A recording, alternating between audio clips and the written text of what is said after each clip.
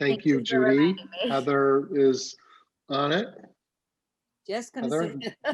thank you. We're a thumbs up. Okay, we'll continue on. And Paul. Paul Grasso, Recreation Commission. Thank you, Paul. Burton. And Nancy. Nancy Nelson, representative from the Historical Commission. Hester. And Diane. Diane Proctor, representative from the Select Board. And John. John Kratzley, representing the Select Board. Oh, all right. We do have a quorum. Thank you, everyone.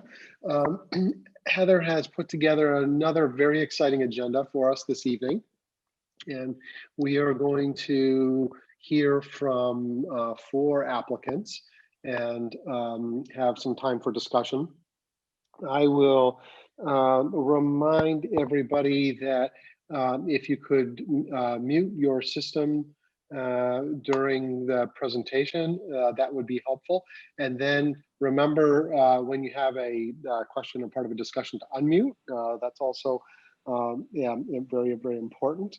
And if you do have a question, either you can hit the raised hand function or simply give a wave, and we'll make sure that we hear your question or comment.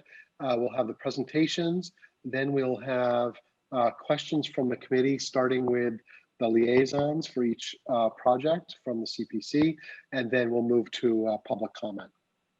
Okay, good on the intro. Heather, what do you think? Are we set? We're ready to go. Good, thank you. I think our first application is the Emerson Field flagpole. Melissa. Am I unmuted? Yes. Can you hear me? Okay. First of all, I'm in a basement in Utah, and this just feels very weird. So forgive me for if I sort of screw up here. I hope I intend not to. So anyway, thank you so much for, this is an application on behalf of myself and Rebecca Purcell for the town of Concord, actually.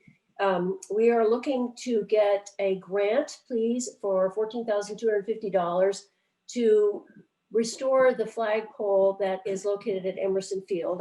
I think most of you, certainly members of the commission, have seen this, but most people in Concord are very familiar with this as well.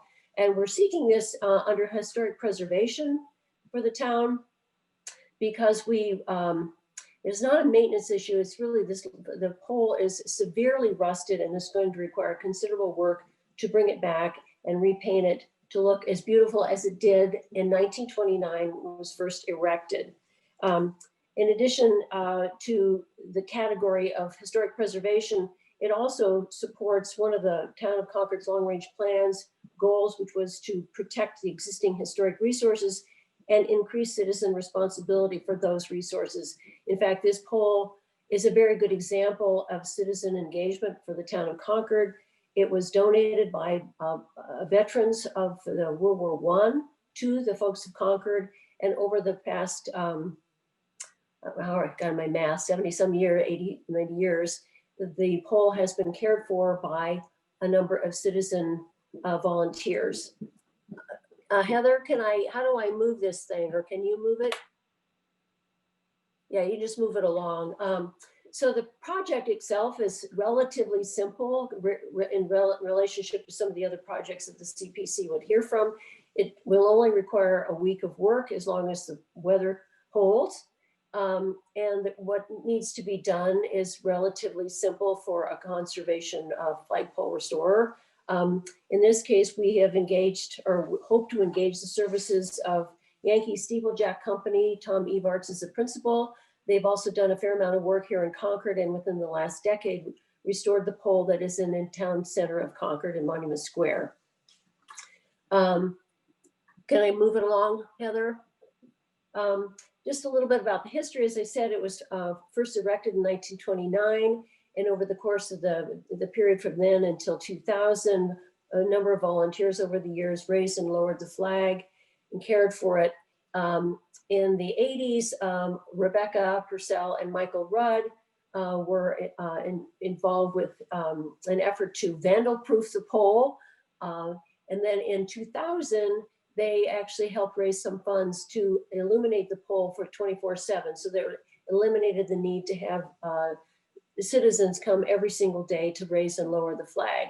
But what that did, the illumination shows off right now the severe case of rust that you can see on the pole. So if we can move to the next slide, Heather.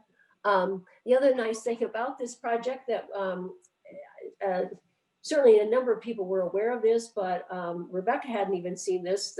There at the base of the pole, there is a time capsule that has a number of items in it that was, it's been in there since 1929, and we would obviously work with the town, but we think if and when we are successful in getting this funded, when the pole is repaired, the ceremony for unveiling it might include opening up this time capsule, which has some interesting items. I have just a few selected items shown here on the screen. And then Heather, if you could go to the next slide. You can see some of the other evidence of the state the flagpole is in right now. The other thing, and this is not relative particularly to a request, but for those of you who are used to using the Emerson Field for your dogs, there's a dog waste bag station right next to it that seems a little inappropriate, and we would hope to have that moved. But at any rate, that's the gist of our application. Any questions? Melissa, thank you so much. And our CPC liaisons are Paul and Hester. Paul, questions for Melissa? The only question I had was, I think John touched on it. Well, thank you very much for talking to us. I think John touched on it during the site visit. Was there any thought of giving enhancing any more of the area around it? Because it seems like, that area is kind of ripe for making it look a little better and improving access. I don't know because I know this request is fairly limited in scope and limited in the monetary request. I don't know if there's any thought given to that. No, we didn't. I think that's something that's up to the town and the Recreation Commission. I think it's beyond, Rebecca and I are two citizens who saw a project that we thought needed to be corrected and thought of the CPC as a source of funding for it. But that would be something I think is out of our scope and I agree with you. I think there's a lot that could be done, but I think that it requires more people involved, the town itself, the Recreation Commission, the Public Works. I think it's beyond what we're asking for. Okay. All right. Thank you, Paul. I don't know if Hester made it on the call. Hester, are you with us? Other members of the committee, questions for Melissa? John first, and then John, then Judy. Melissa, I'm just not clear. Is your plan to paint the entire pole or just the rusty spots? No, they'd have to scrape the entire pole. They would scrape the entire pole. They would replace the halyard. No, the whole pole. Okay. Thank you. It's not just a maintenance issue. We are concerned that if they don't treat it, we would lose the pole and they'd have to replace it. Thank you, John. Judy?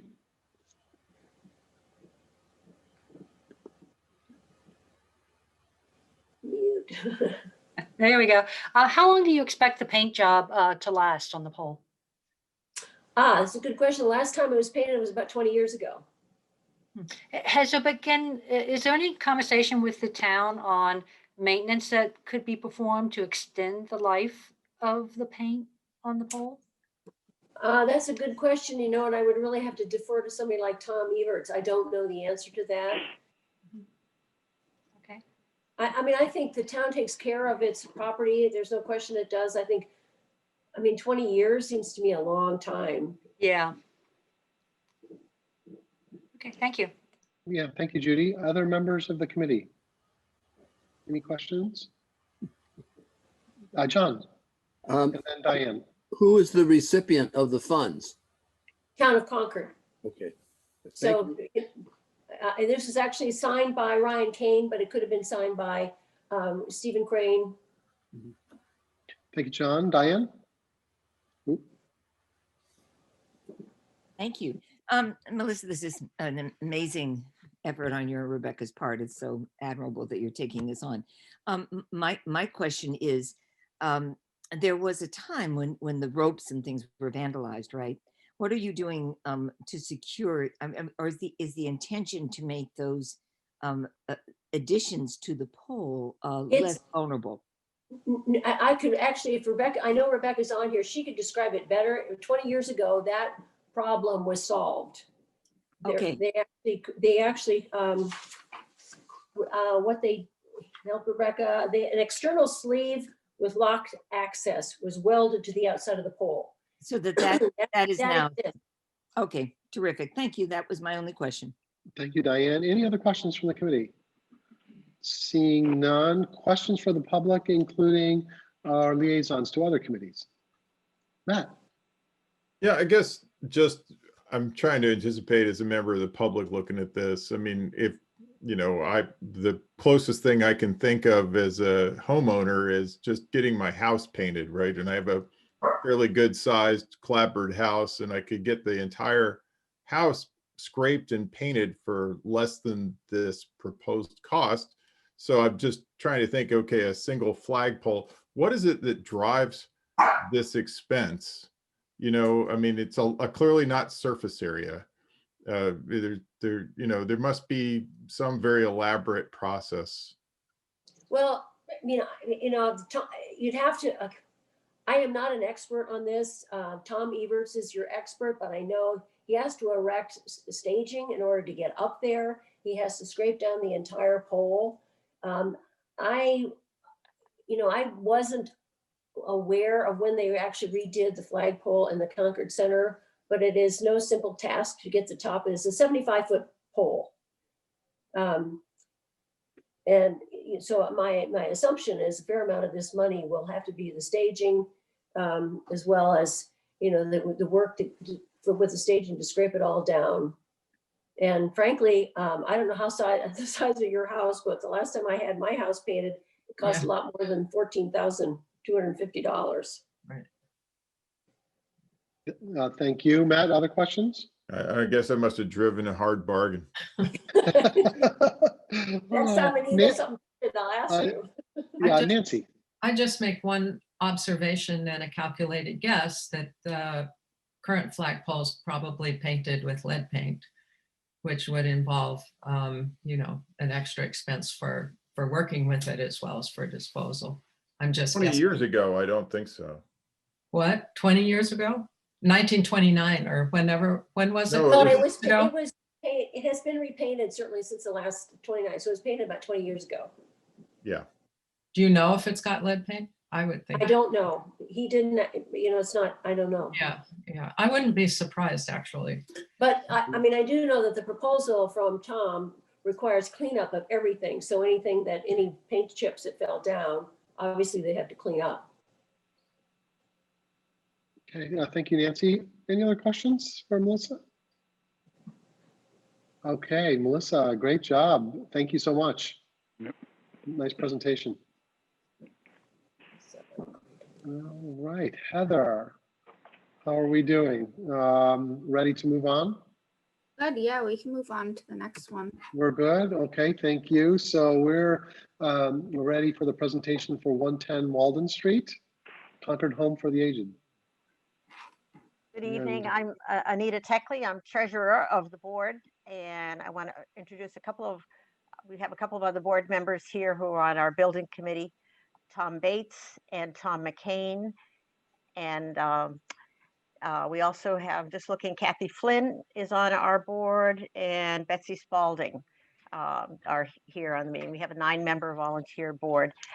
And Heather, if you could start the slideshow.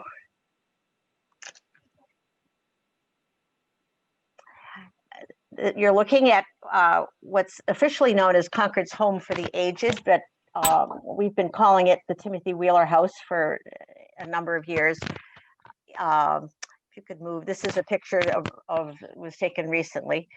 This is a picture of the house that was taken in the 1890s.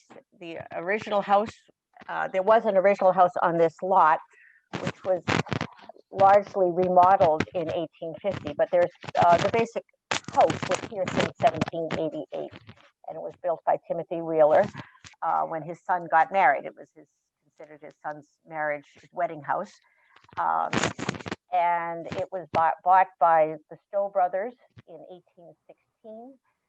And Cyrus Stowe, the older of the two brothers, he bought out his brother, or somehow he got it on his own in 1850, and significantly remodeled the house. And we're looking at what is considered one of the best Greek Revival homes in properties in Concord. At the time of the renovations in 1850, it was the highest residential assessment in Concord. It was considered quite the house. It was assessed for about $10,595. And with it at the time came the barn, which is still there, and you can see it on the left in this picture, and quite a bit of acreage, about 125 acres at the time. Currently, the house sits on 1 acre, and that was changed many years ago. But since 1887, it has been operated as Concord's Home for the Aged, which is a nonprofit organization incorporated in 1887, acquired for the purpose of furnishing aid and comfort and a home for aged people of both sexes, and was acquired by the Concord Female Charitable Society, which at the time was Concord's oldest and largest charitable organization in Concord. And they were the ones that organized the nonprofit with a bequest from Martha Hunt of $20,000. They didn't need the whole $20,000 to purchase the property, but the balance was put in an endowment. And it has been continuously operated. We have been licensed as a lodging house by the town since 1974. We have beautiful 7 beautiful rooms, with each of our residents has a private room and a private bath, and then there are communal 2 communal parlors, a dining room, a kitchen, and beautiful gardens, and a closed-in porch. And the residents all live independently, but we do have full-time overnight staff and daytime staff. All their meals are prepared. They provide their rooms. We provide housekeeping and internet and laundry services, all for $2,000 a month.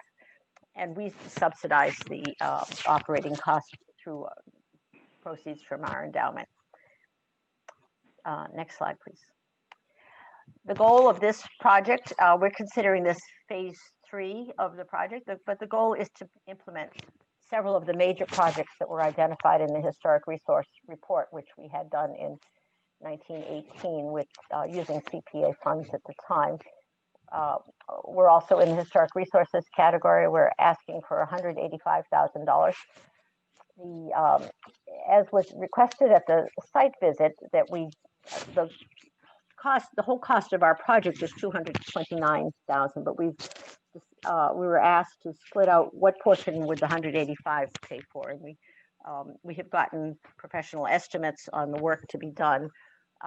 With the CPA money, we would use it to replace the main roof of the house, to make some repairs in the attic, which is considered our 3rd floor, but there are some beams that need to be repaired up there, install insulation, and repair all 62 of the historic windows, which are original to the 1850s.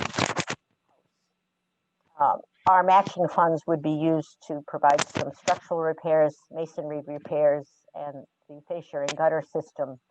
All of these were identified in the Historic Resources Report. We would also pay for, we allowed a little bit for contingency. Our estimates are, the cost actually exceeds estimates, although we feel fairly comfortable with the estimates at this point. Next slide, please. Anita, I don't mean to interrupt, but is it 1918 or 2018? What was the question? Is it 1918 or 2018? The 3rd phase. Oh, 2018. I thought. I'm sorry. Yeah, Historic Resource. Yep. Good catch on the slide. Since 1918, you are a patient crowd. Okay, thank you. No. 2018. I'm sorry. That was a typo here. The historic resource study, it actually was in 2017, but we completed the report in 2018. That was phase one. I've been phase- living in the 20th century too, but I mean, I just Yes, thought no. maybe Good catch. The design work is being done now through a CPA grant that we got in 2019, and that's almost done. That was 20,800, and that was to with an architect to do all the design work to prepare us to do some implementation. And phase three is what we're asking for now. The recommendations of the report were all a copy of which we were provided with our application, but they were all prioritized 5 different levels, and we're working on the highest priority projects at this point. And we've tried to group them so that the not just the highest priority, but while we're doing the roof, we should repair the issues in the attic and put the insulation and do the gutters and the fascia, just because it's all be related to the same parts of the house that would be critical. Next slide, please. The windows specifically, they're original to the 1850 structure.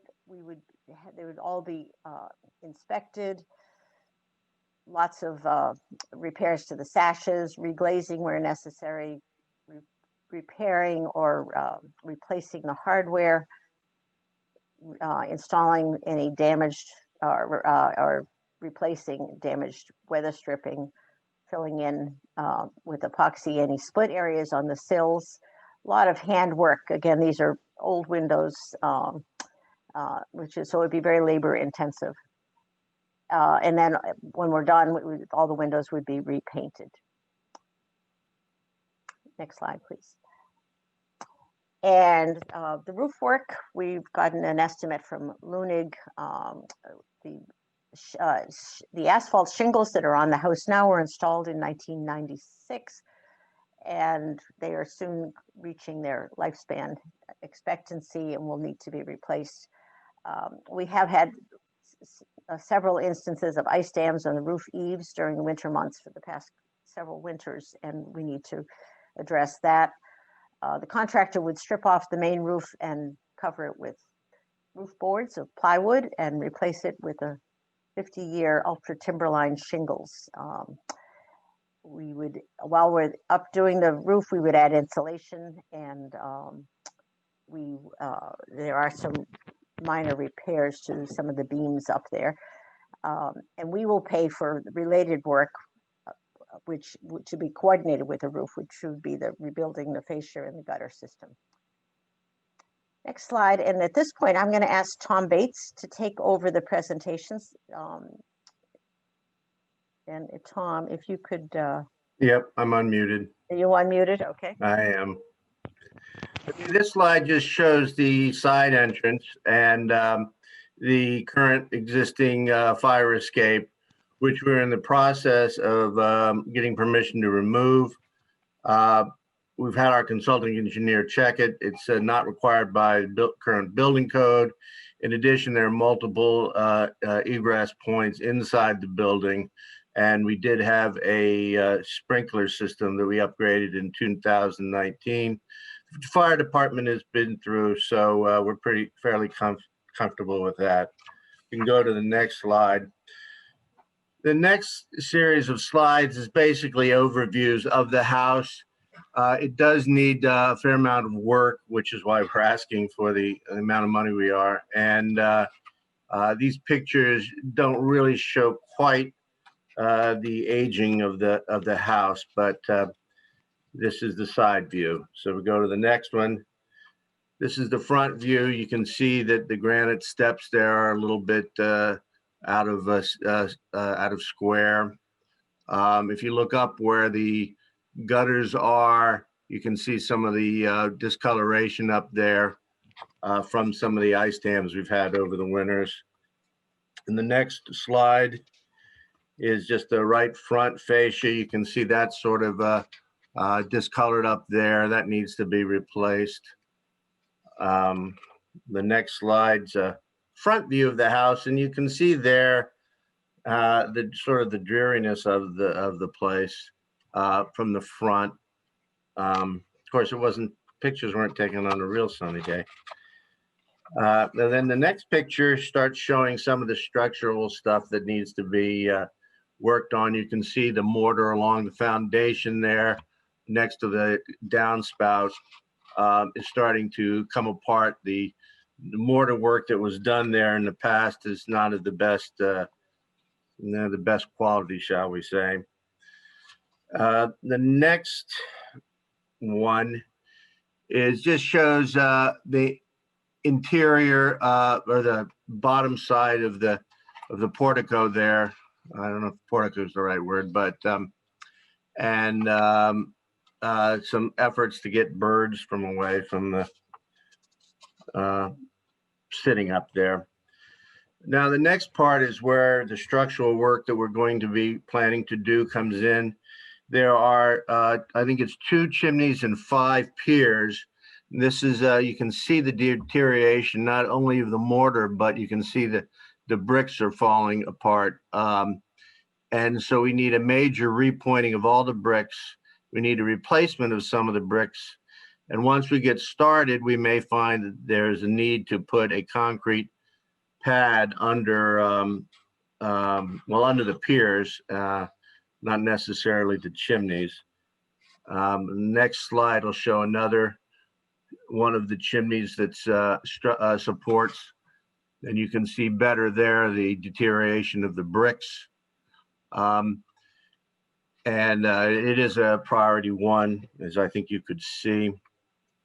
There are some piers. There are piers which are columns of bricks that are square, and they're in the same shape. And each one of those has to be repointed, and bricks need to be replaced.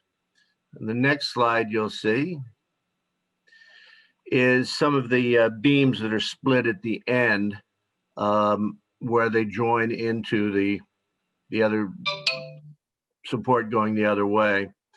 And we need to put plywood gussets on there on either side to support those to prevent them from splitting in even further. The next slide shows a particle board that was used as a gusset in the past.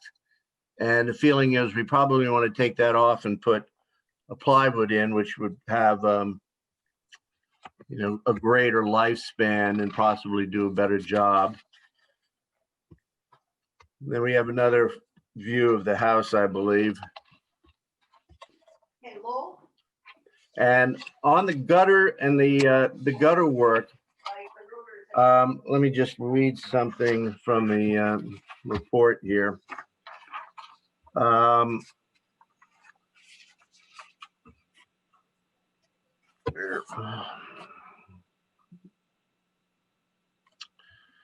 Sorry, I got a lot of paperwork here.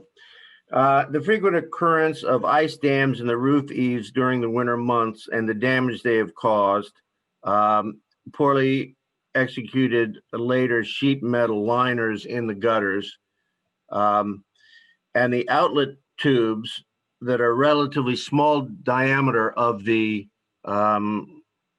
that come down that feed the gutter, or the gutter feeds the tubes.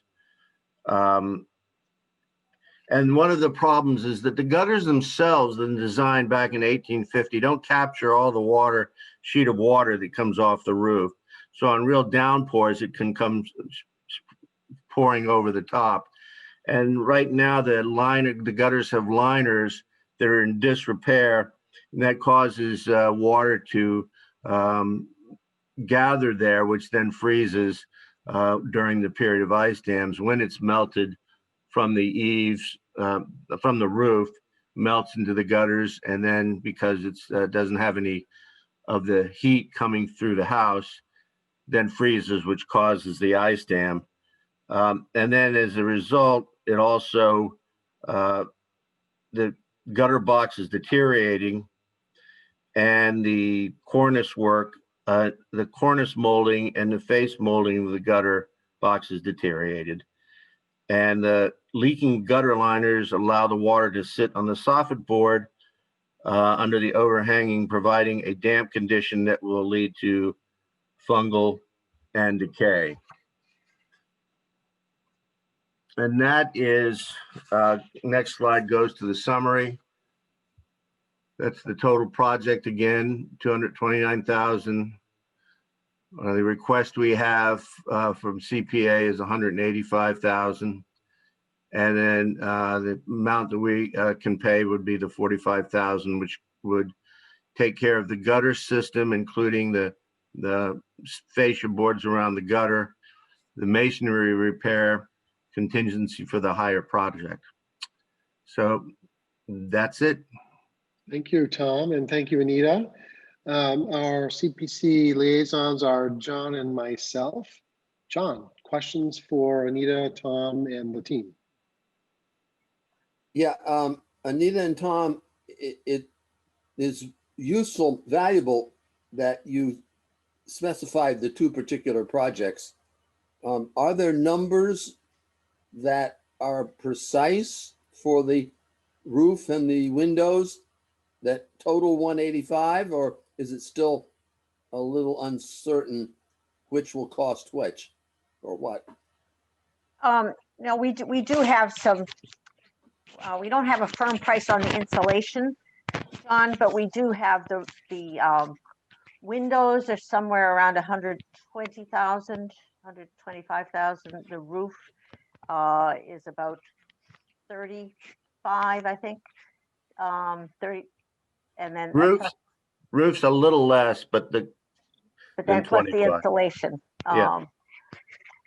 So we will, as we get closer, I think, John, we will have more precise numbers, but at this point, our architect has provided some estimates, and the roofing guy has provided estimates. And is it the same contractor for both jobs?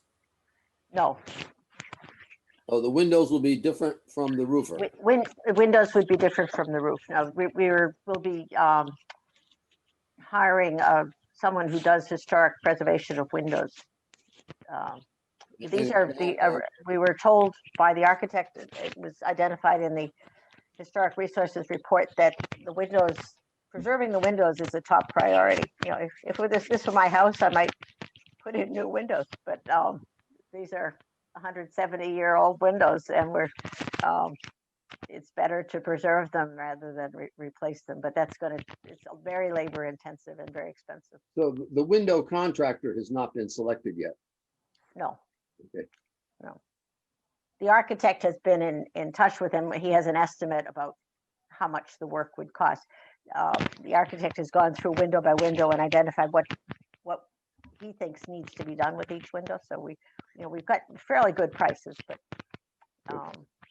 but we felt that we needed to have a contingency, which we will pay for the contingency if the prices go over the 185. Thank you. Thank you, John. Well, my sense, your organization has been before CPC over the last several years, and just, I think, been very thoughtful about taking the right steps and communicating it carefully in terms of your work and the needs of the facility. And so I applaud that. And I think we're also trying to distinguish between normal maintenance and real restoration and renovation projects. And I think the beginning to group the work scope packages and connect that to the CPC request, I think is really helpful. So I would just say, good job. I kind of understand the direction that you're taking the project and the request. So I appreciate that. So with that, I would ask other committee members for questions for Anita and Tom and other members of the organization. Yes, Diane. This is Peter. Peter and then Diane. Thank you. Just to follow up on Tom's comment, terrific job in terms of how this has been approached. I mean, starting with a historic structures report and then the architectural design and construction documents and prioritizing the work that needed to be done before getting to this request. So just wanted to reinforce what what Tom said, and it's a great job in terms of how this project has been approached. Yeah. Thank you, Peter. Diane. This is going to seem a rather oblique comment, I think, but last night at the select board, I listened to a presentation by the Minuteman High School. And I know they have an historic preservation program with students with whom they work. And I wondered if there were an opportunity to bring them in, Anita and others, and Tom, in some creative way to let them see how this is done and what's going on. I don't know that it would save you any money, but it might be a nice liaison between Concord and that program. So as I said, it seems an oblique comment, but I just wondered if that has been considered. Thank you, Diana. No, we haven't considered it for the work. We would certainly, it's fascinating work. I'm sure students would benefit from seeing what needs to be done. And we could certainly think about coordinating a tour of the house with the architect, or to look at it. I think we're talking roof and window restoration, which would be done on site primarily. And so I think it's probably beyond the scope of what students could do, but it certainly would be fascinating to It would definitely be beyond scope, but I think it just, I was so struck by the work that they're doing there, and just wondered with the CPC if there were ways to make a liaison between the Minuteman High School and the work that we're doing in various programs around the town. And so I thank you, Anita, for we giving could me certainly that. explore that. Yeah, it's just an opportunity, Yeah. just a chance to editorialize on that idea. So, Judy, I think you had a question. Yeah, Judy. Yes, I had a question. Thank you for the report. And I want to echo what Tom and Peter said about the thoughtfulness and the reports leading up to this project. I see that the house has about a little bit over a $5 million endowment or capital fund. I was interested in how about 4 million. 4 million. Okay, Yeah. I'm sorry. I'd looked at the $5 million assets. Okay, 4 million. Could you walk me through and help me understand how did the board decide on the breakdown of $185,000 request from CPA and 44,000 from your funds? It really is a matter of economics. We subsidize the operating costs of the house. This year, we have a calendar year as our fiscal year, and our subsidy this year is about $174,000. The $2,000 a month that our 7 residents pay does not pay for the operating costs. And we try to put aside about $20,000 for capital costs each year, and some years we spend more, some years we spend less. This year, we always try to maintain inside. We've been doing some plumbing repairs and some bathroom upgrades when we change the carpets and fix the floors when residents turn over, and we have to replace the appliances in the kitchen every few years. But in any event, that's about all we can afford. We spend the income from the endowment. We try to keep the principal intact. And as you all know, with investments, some years our investments do better than others. We were down about over $1 million at the end of 2018. We're back now up to where we were as of the end of 2019. So it's been up and down every month, but at the moment, the principal is about 4.4 million, I think, at the moment. But even with 7 residents, when we're at full capacity, which we were for much of the year, unfortunately, 2 of our residents have died this year. So and with COVID, we haven't really been able to have new people come in. So we're down a little bit in terms of operating income. We don't want to raise the rent.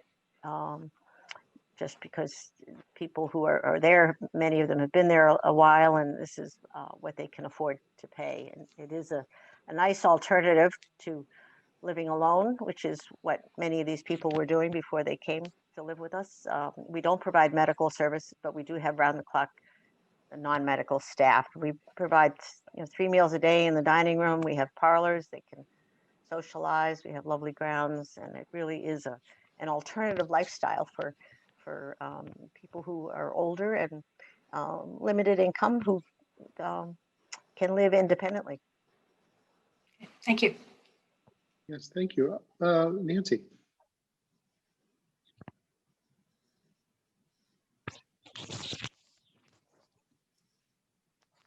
Unmute. Nancy?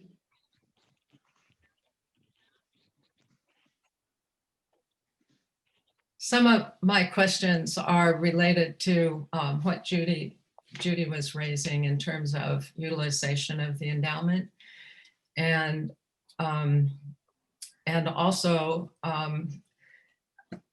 it's an interesting problem if you're trying to subsidize the rent as well without using the endowment, without having to go to the endowment.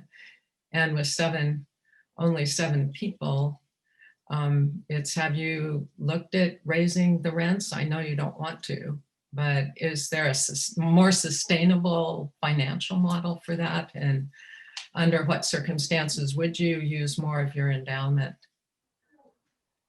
I'm looking ahead to other projects. I don't know how that all adds up in terms of what's available for historic preservation or what's been asked for, but.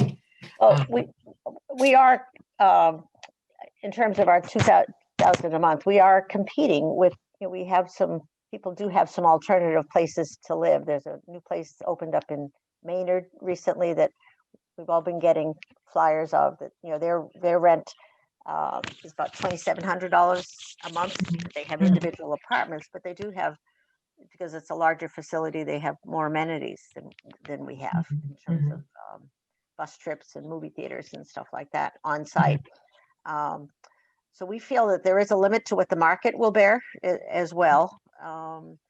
And we have raised the rent every few years. We haven't since I've been on the board, which I joined the board in 2017. So it's at least 3 years. Kathy Flynn is on the call. I don't know, Kathy, I don't know when the last time we raised the rent, but it was a few years ago. And these are not officially affordable housing. They are not, because we are a private nonprofit. Yeah, right. Yeah, so we don't qualify for the affordable housing category, no. And I was really grateful for the information that we got tonight. I was looking for more information like that in your application, but is my application not complete? Do I have, or was all that information in your application, or is this all new tonight? A breakdown of, we listed all the projects in the application. We listed all the projects that would be done for $229,000, and we were asked at the site visit to break it down, how much the CPA would pay versus how much we would pay. So that was not included. I was breakdown. What were you looking for? I was just looking for some of the criteria to be responded to, and that would be applicable to historic resources or historic preservation. And for the application itself, that had a list of like A to Z, those kinds, not all of which apply, I know, but. We did include a copy of the historic resource report, but that was. Where is, I don't know, maybe Heather knows. I didn't see the historic resource study. It should be online. It's very lengthy. I looked and looked and looked, and I couldn't find that or the Wright Tavern one. So you'll have to maybe help me find that. Okay, thank you. Thank you, Nancy. Diane. I agree with Nancy that this was a far more comprehensive presentation than the one in the back. In the packet that we have, the pictures, the details are really helpful. And perhaps, Heather, you will help those of us who didn't realize that there was a place online where we could look. That I think will help us all a great deal. Thank you. Yeah, thanks, Diane. Other members of the committee, questions? Seeing none. Questions from the public, including our liaisons to other committees. Matt?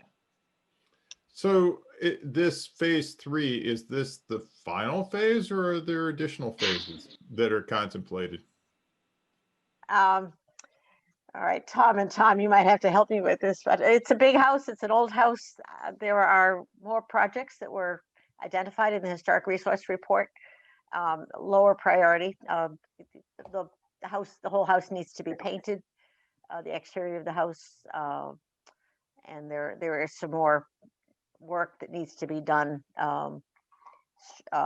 inside. The what's not identified in the report is one of our long-term goals is to install an elevator, an interior elevator, which is going to take some creative work to find a spot for it. But that right now we have a chairlift to get folks up to the second floor. We have 4 bedrooms on the second floor, 3 bedrooms on the first floor, and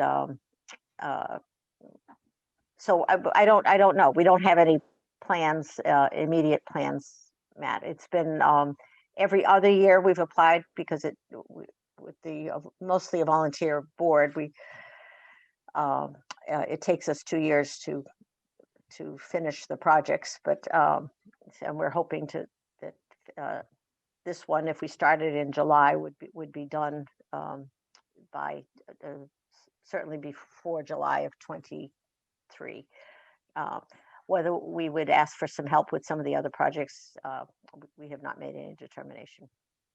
But there will be further phases for work to be done.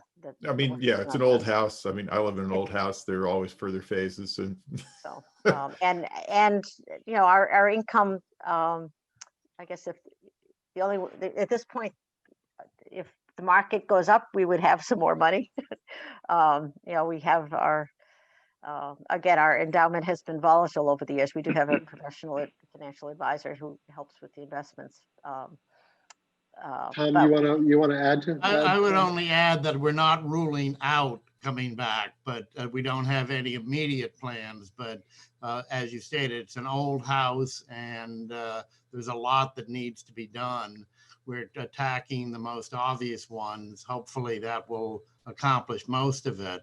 So when we come back, but we may uncover other needs. So, well, I guess the one thing that occurred to me is just looking at those photos, and it was just sort of out of the corner of my eye. It looked like some of the HVAC systems were maybe a little older, and just especially since it's a town resource and the town's commitment to sustainability, you know, is there any opportunity to upgrade systems to more efficient systems?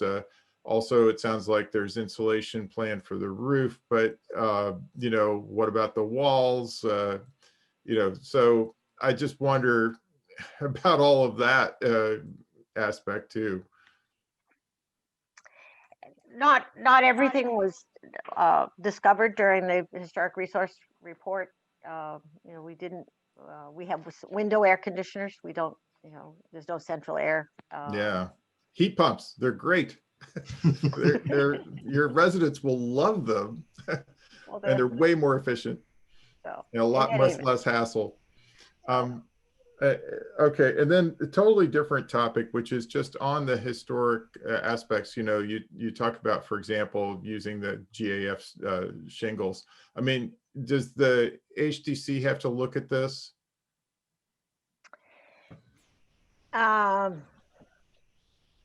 They will have to look at at some of the projects like the gutter work and get approval of that. The shingles we're basically replacing, so we shouldn't have to, although we probably have to confirm the color. The color. Yeah. The windows. I mean, you look at a you know, a Greek revival house like that, what it originally had, you know, I mean, it would be wonderful to, you know, try to replicate some historic look and feel, you know, for the shingling, rather than just go with, I mean, the same shingles that I would use on just a regular house. So, I mean, I know it might be more expensive, but it's just, it is a very prominent location. It's a very prominent house. Just something to think about. The 50-year shingle, you know, it's a long-term investment. Yeah, we're hoping the Historic Districts Commission won't object to removal of the fire escape, which was certainly a late addition to the house. Yeah, I think they'll love getting rid of that.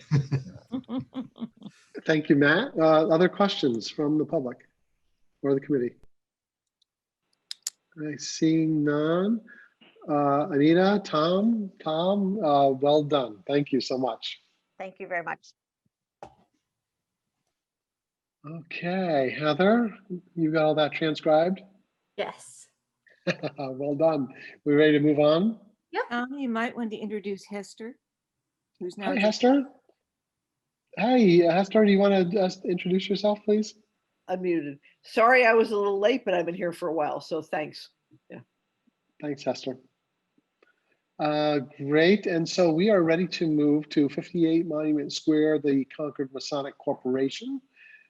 And if you'd introduce yourself, please. Hey there.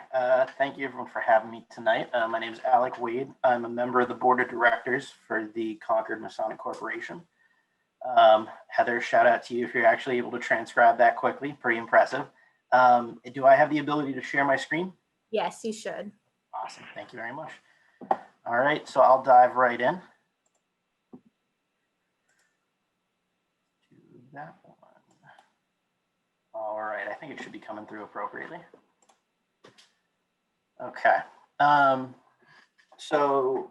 Brief background on us. The Concord Masonic Corporation was the organization founded to preserve and maintain the building, as you see here, as well as to oversee the new addition and the regular rental of the facility. And so the Concord Masonic Corporation is not a Masonic organization itself. It is a nonprofit founded to actually care for and maintain the building. Jump over here, there we go. So the building was built in 1820. It was a collaborative project between the town of Concord and the Masonic organization founded by Paul Revere. It first served as a school building on its original floor in which Henry David Thoreau actually taught. Many of you will probably remember portions of this from last year. It obviously served as a lodge for the Masonic organization and the many that followed. At one time, it was even a fire station for the town. And most recently, it served as a site for several movie studios, as well as continuing to operate as a lodge. While the school and the fire station are no longer a component, we've enjoyed a rich history of working with the town and the successful completion of a CPC project in the past. Today, our average usership is over 500 in a year, unique, but that doesn't account for the boost you see in tourism when we have events like movie studios coming in or potential other tourist moments.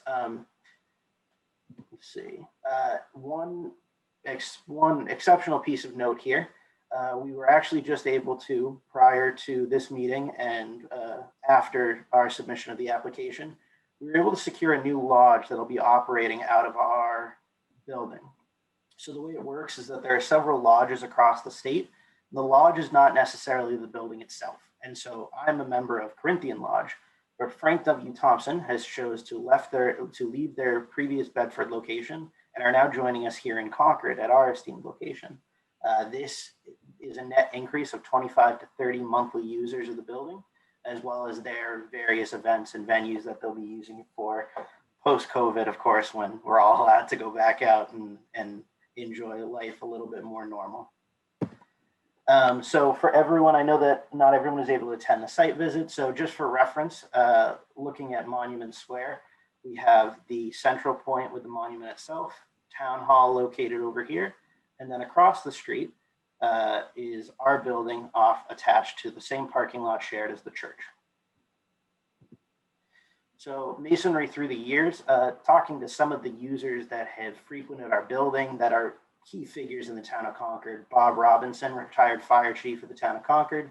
Maynard Forbes, who many of you are familiar with, owner of the West Concord Five and Dime, a Steve business owner and past master of our lodge.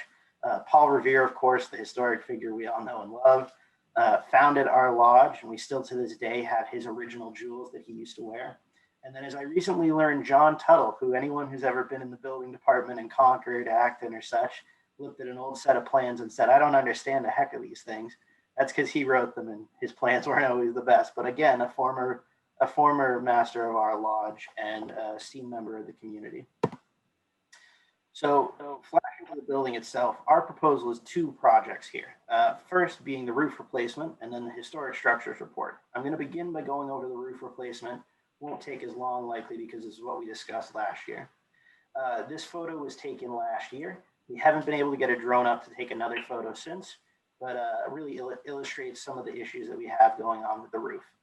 The roof itself is a slate roof, actually structured on top of the original wood roof. As you can see on this photo, we have three distinct features that are key impediments to the building itself.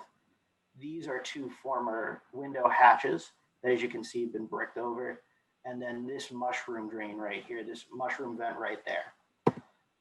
Little close up there as well. You can see that over time, we've done spot treatments such as these little pieces here.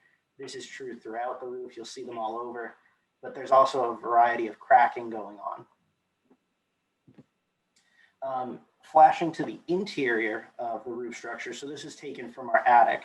This is another look at one of those former roof access hatches where we used to have the lights. These have been a point of contention for the Masonic Corporation, as these are the key issues that we have. They've allowed the greatest amount of leakage. And as you'll see in the next photo, we've had to do a lot to actually care for it.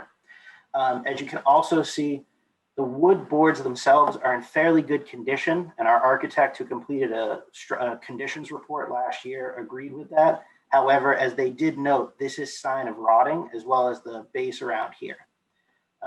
We are growing more and more concerned each year with the roof, which is why we've chosen to come back with it alongside the historic structures report that we're also requesting. In the interior, we've had contractors point to some other issues that we've seen throughout the building. The previous project that we completed was repointing.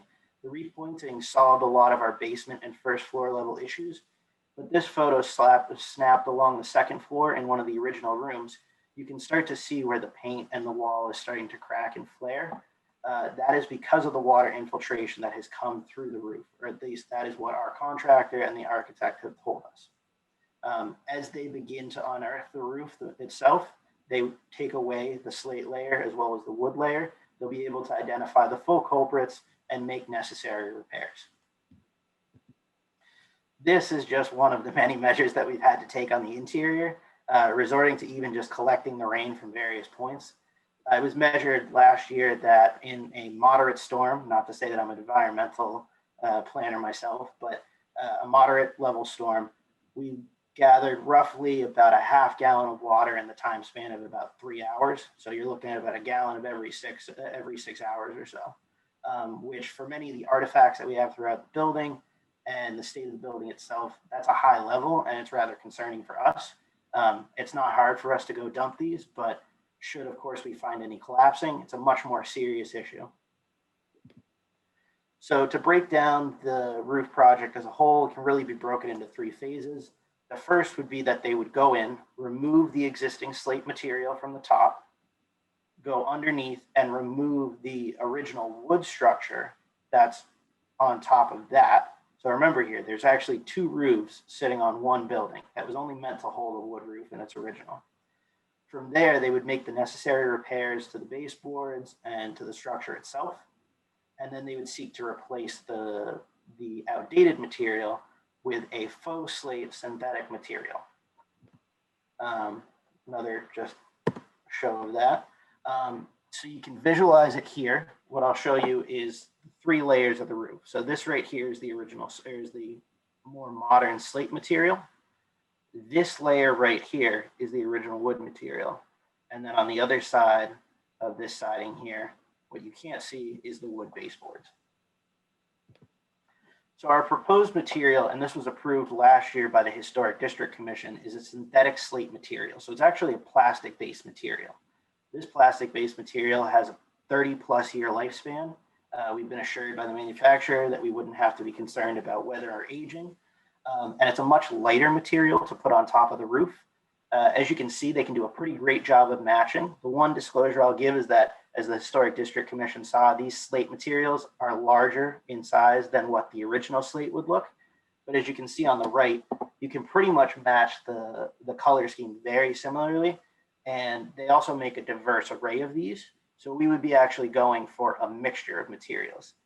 I should mention our Historic District Commission certificate of appropriateness is currently expired, and it will be updated. We will go for an extension as we get closer to the actual construction phase. One of the conditions of that certificate of appropriateness was actually that we go back to the Historic District Commission and do the color matching as we get closer to the time, and they'll go through the process with us. I know Nancy raised this during the site visit as well. She was interested in potentially exploring going something similar to the original wood look instead. We would, of course, be on board with that. I'm not entirely sure about the Historic District Commission, but if I felt we had the CPC support, I would be happy to go back to them and advocate more in favor of the wood if you felt it was more appropriate as well. So moving on to the historic structures report. As I said, in 2019, we had a short-term structural report done, more of a conditions report on the roof itself. Briefly got into the details of the history of the site, but really delved more into the structure itself and the current condition, as well as potential treatment methods. The original report cost just over $5,000, and for us was, we went for a short-term capital need here to get our hands on this. It did expend a good amount of our revenue coming into that year. And of course, I hate to say it like everyone else is these days, but with COVID going, we've really had some structural issues with our revenue streams this year. Our usership has understandably been down, so we haven't been collecting nearly as much rent. We haven't had things like the Thoreau Society or the Concord Runners enjoying their usual usership. Which, as you'll note from our budget, is why we are not coming in with a grant match at this time. That $5,000 really took a chunk away of what we normally would use. If, of course, we were funded for less than the approved or what our request is, we would go back to the table and take our time over those 3 years, as much time as we could, make the necessary improvements immediately, and then fundraise from there.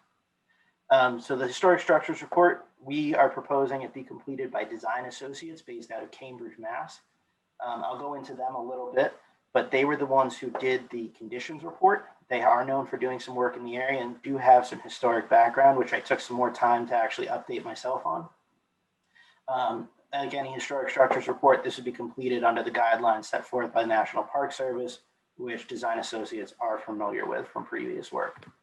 Our representative from Design Associates is Patrick Guthrie, who's local to the area. Those are the little acronyms next to his name that I'm not an architect and I don't know what they mean, but I've been told they're what you need to see next to an architect's name. They have a history doing historic preservation as well as innovative design across the Commonwealth. One of the local sites that they've worked on was the Jason Russell House based out of Arlington, really local one that most people could go into. For that, they did a conditions report as well as a structures report, and then did site oversight or did project oversight when they actually did the renovations they were looking for. So jumping into the budget real quick, I wanted to give the breakdown and just go through. I itemized everything for you here, the roof project from permitting to disposal, and then the structures report is structured based on the chapters and the components of it. One thing to note here, so part 3 record of treatment is currently slated at $0. Part of that is because the record of treatment is completed as you go through the project itself. So as we were to then go through the capital projects that they would recommend and they would document, those would be in most part would be costs incurred by the CPC. Not to say that we wouldn't approach the town potentially or the state through potentially the state's preservation project fund to complete some of these repairs, but we would be incurring the record of treatment costs as it goes forward. From the get-go, the record of treatment cost is slated at $0 because when they first publish the report, they don't have a record of treatment because it hasn't been treated. So that's what I got for you today. Open to any questions and comments. Alec, thank you very much. Our CPC liaisons are Nancy and John. Nancy, questions for Alec? Nancy, make sure we unmute.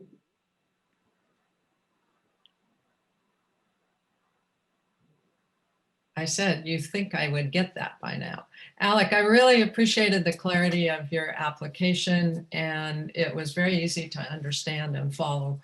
And I really like that. Thank you for remembering about maybe not having a artificial slate roof, but looking at something more like what the original roof was. I'll just note that in your application, you refer to the original slate roof, but the earlier original roof was wood shingle, which might be in the end more appropriate, and you might find that out during the course of the HSR. That'll be really interesting. So I was happy to hear you say that you leave that open, and I suppose there would be good support in the preservation community for that, I would think. I also noted that for that timberland roof, it's a 50-year, somebody said a 50-year lifespan for that one. So maybe that would help. And the contractor, you still going with the Lala contractor? No, we'd be using a group. Advar was the one who quoted it out. They have experience.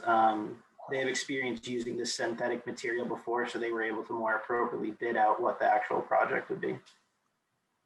Okay. And I can provide, if you'd like, I can provide for Heather the contact information and any website information for them as well. Did you guys look at all at what a real shingle roof would cost? I know it's expensive. I know very well it's expensive, but Yeah, you get a sense? We were looking at roughly the $80,000 ballpark range. And given our capital abilities, it was rather cost prohibitive. Okay, and where can we find the HSR or the, oh, no, that's not right. That's not. The conditions report? I have that. Never mind. I still have that. Thank you. Thank you. Thank you, Nancy. John? Unmute John. Okay, there we go. What is the timing here between the two components? Would they be happening at the same time? Are you getting the structures report first to make more decisions about the roof? What's your timing? We could be flexible on the timing. The most urgent component for us is the roof. We are very concerned going into this winter, and we are going to do some pre-treatment measures to try and, best tackle it and maintain it. Every year, it's a new leak springing up somewhere else. Originally, I think I had timelined out that we would do the structures report separately, and we would do it following. If the committee would like a condition, or even wouldn't even have to condition, if you'd rather just have the discussion, I'm more than happy to do them simultaneously. Just knowing my board of directors as well as our current needs, the roof would really need to be done within the first year. So I feel waiting for the historic structures report, which could take as long as a year if really fully delved into, that would put us through into a second winter, and we would be rather concerned going into that. And thank you. How solid are your numbers? Are they? I know they have to total 10 or should total 107,261. Are they a little fluid? So the way we went about this is we received 3 different bids for the roof. We selected the lowest bidder for the roof, and then we did for the historic structures report, we went back to Design Associates and we asked them to bid on the higher and the lower end of it. They produced a range, and this range here on the right represents the lower end. If, of course, they had to go above that, that would be cost incurred by us, having already been given a grant award. And you showed some photos, and several of us have been up in that attic and seen what's in the photos. Do you plan any of that repair work to be done as the roof is removed and replaced? Or yes, you do? So following the removal and before we actually do the replacement, we would make any and all repair work. We also note that we are opening up a can of worms to a certain extent, and we may incur greater costs than expected. But again, that's where we're expecting to take on the cost. And I assume then your roofing bidders were aware of these repairs or the likelihood of them? Yes, to the best of their knowledge, they bid as they could. They gave us their best bet on what it could be, of course, expecting that it could be more.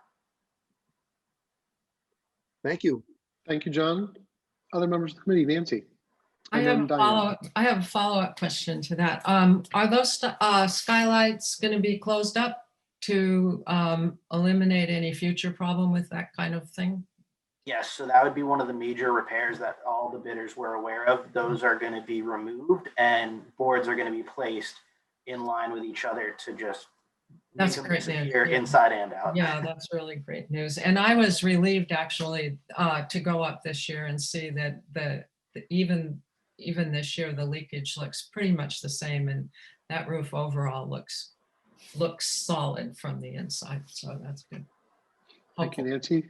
Diane. Thank you for this presentation. We've all been up there. That's very helpful. I'm a little confused about the usership is over 500. What does that mean? I mean, that's a kind of a template number, 500. What does that mean, Alec? Could you help us understand that a little better? Yeah, of course. So the physical structure, I often I refer to the lodge in two different terms. So in this case, the physical structure of the lodge itself houses multiple Masonic lodges, the organizations.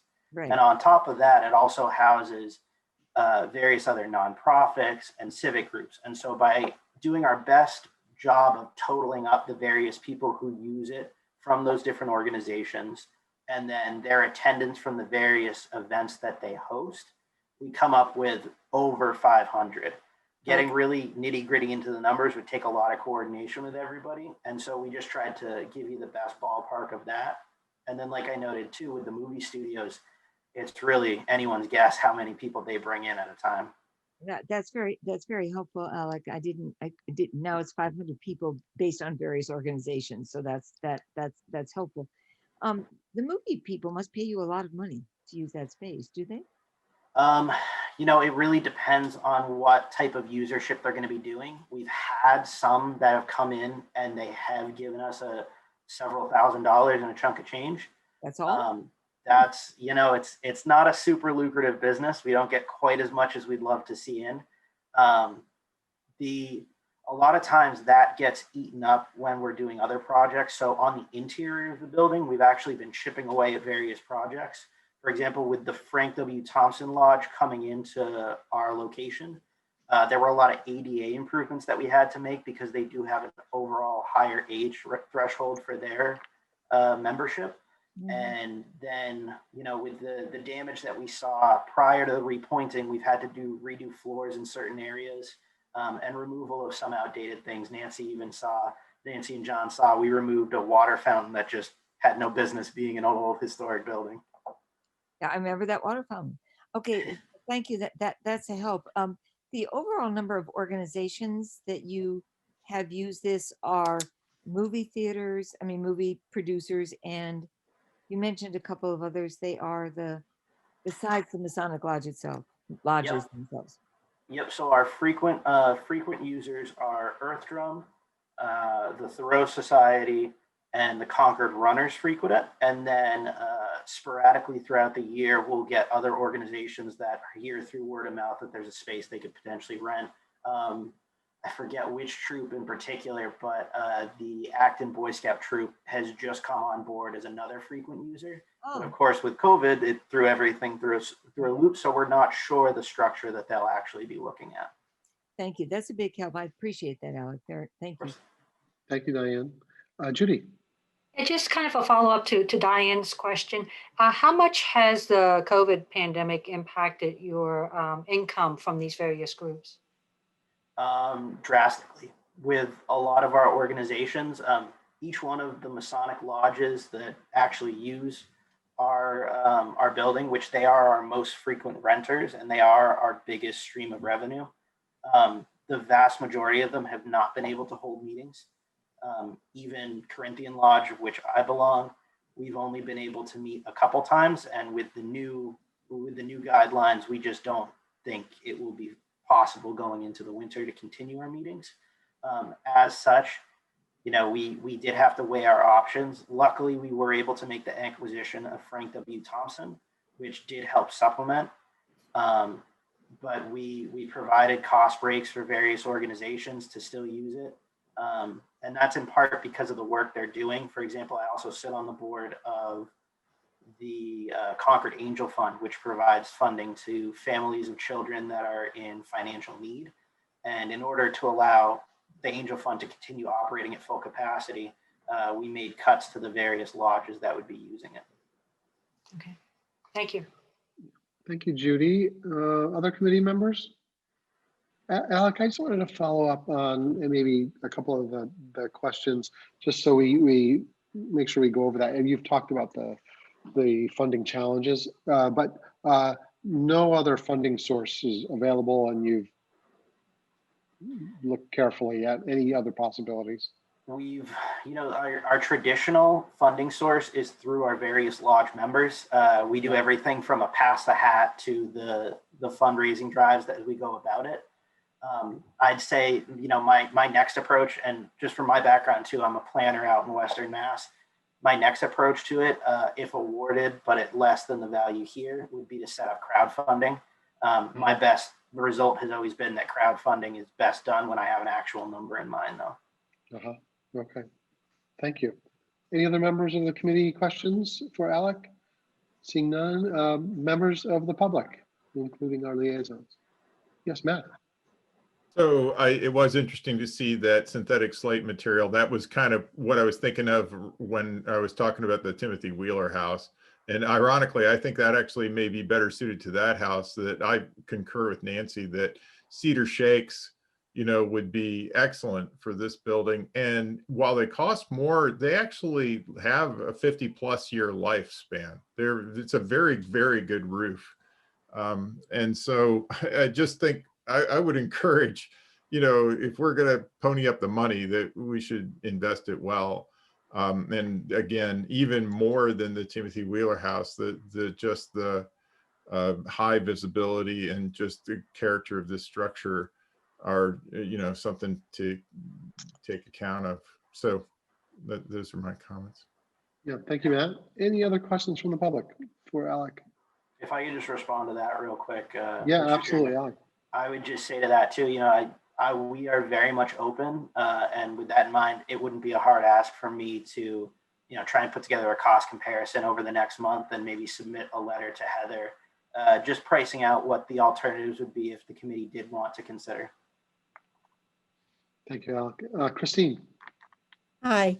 Alec, I just had a question. I'm not familiar with the structure of the Masons.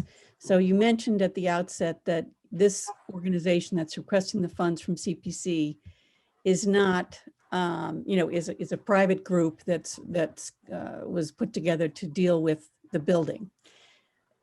Is there, I mean, this is a very historic Masonic lodge. It sounds like, if this was Paul Revere's original lodge. Is there a funding source with the Masons that could be tapped here? Oh, you're going to get me in trouble here. Yes, it is definitely one of the most historic ones. It's one of the original 5 that was created here in Massachusetts. There's now well over 100. In our experience, the state lodge does not have financing available.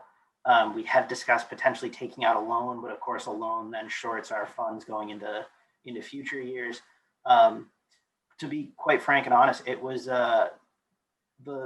the state Grand Lodge is still getting used to the concept of other lodges accepting public donation or public granting. We've successfully convinced them that this is a safe and smart alternative, but there have been other lodges that have gone rogue and done it without permission.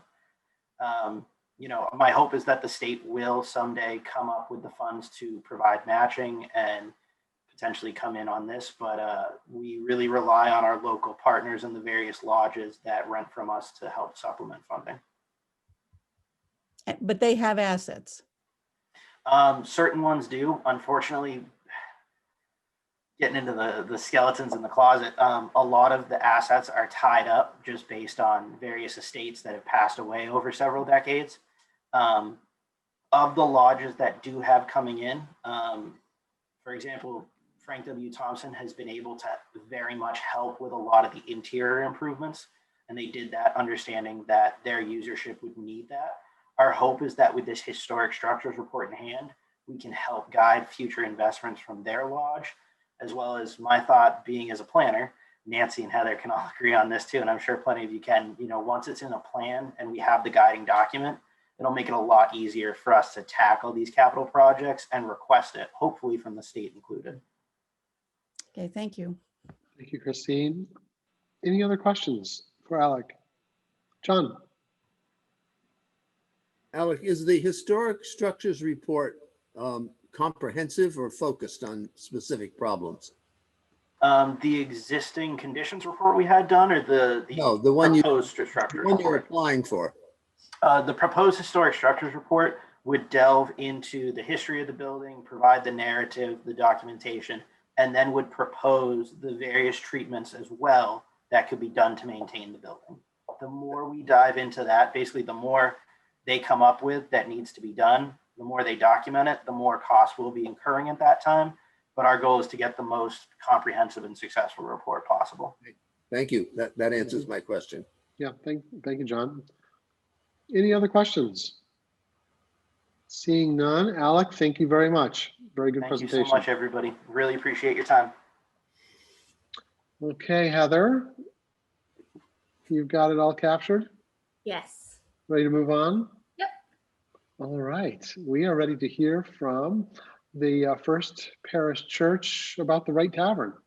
And I will disqualify myself at this point. Yeah, thanks, John. So are you going to mute and turn off your camera? Yep.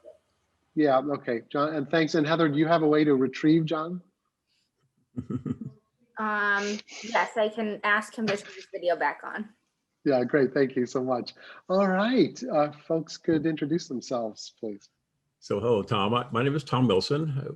It's good to see you all again, and we're here to talk about the Wright Tavern. Joining me is Rosalind Romberg, who is right there on the screen, solo.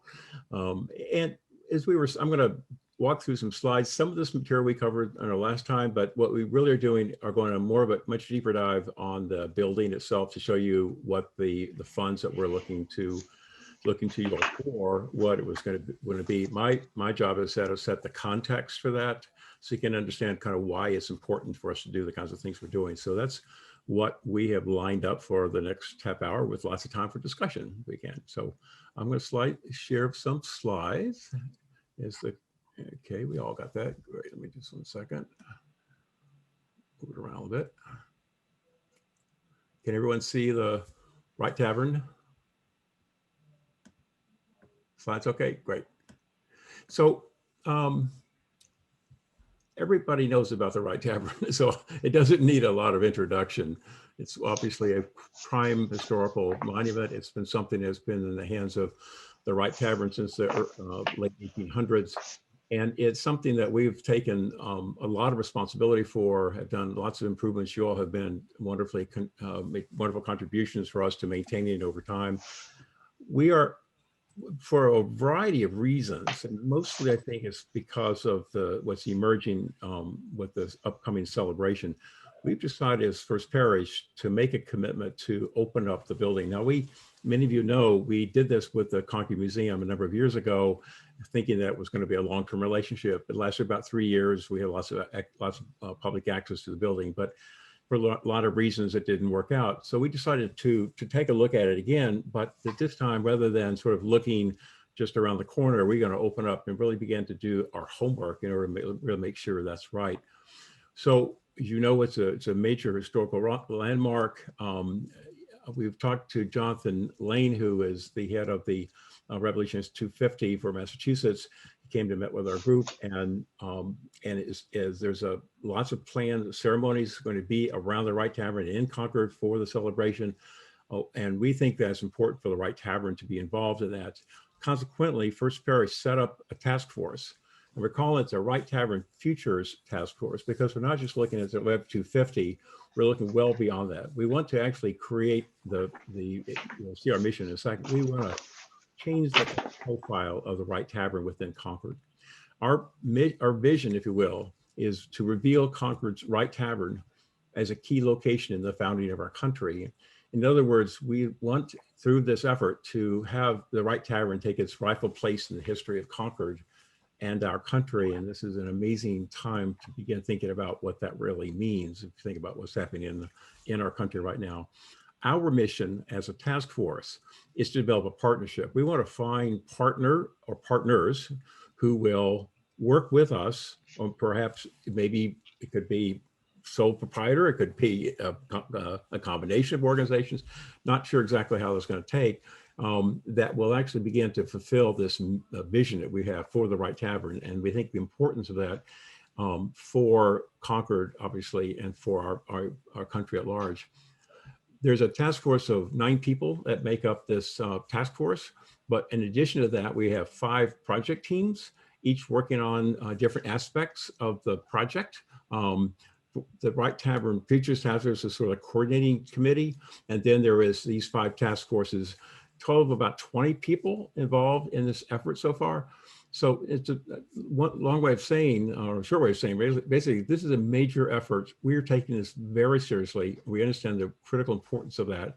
And we want to make the Right Tavern something that can actually be a showplace within Concord, but it requires a different future than its past. And that's what we're going to try to define. Exactly what it looks like, we don't know yet. And our task right now is, in this year, is to do our what I call research and reach out. In other words, who's out there, who are ideal model organizations that would be just like, this would be perfect.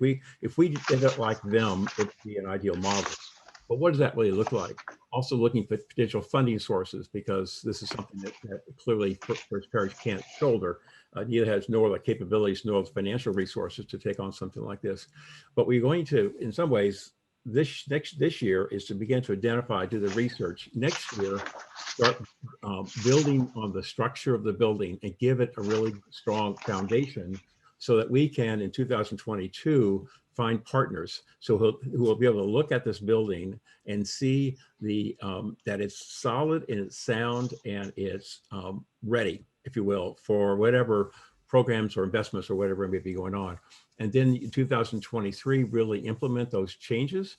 In other words, introducing the programs, do the promotional activities, being prepared for celebrating in October 11th, the Provincial Congress celebration, as well as the Patriots Day in 2025. So there's a lot of things being planned, and some people have said to me, why are we in such a hurry? Because it's another almost 4 or 5 years away, and I think you all would kind of appreciate this point of view that things always take a lot longer than what you plan. So we're trying to get out of the chute very quickly and get something in place.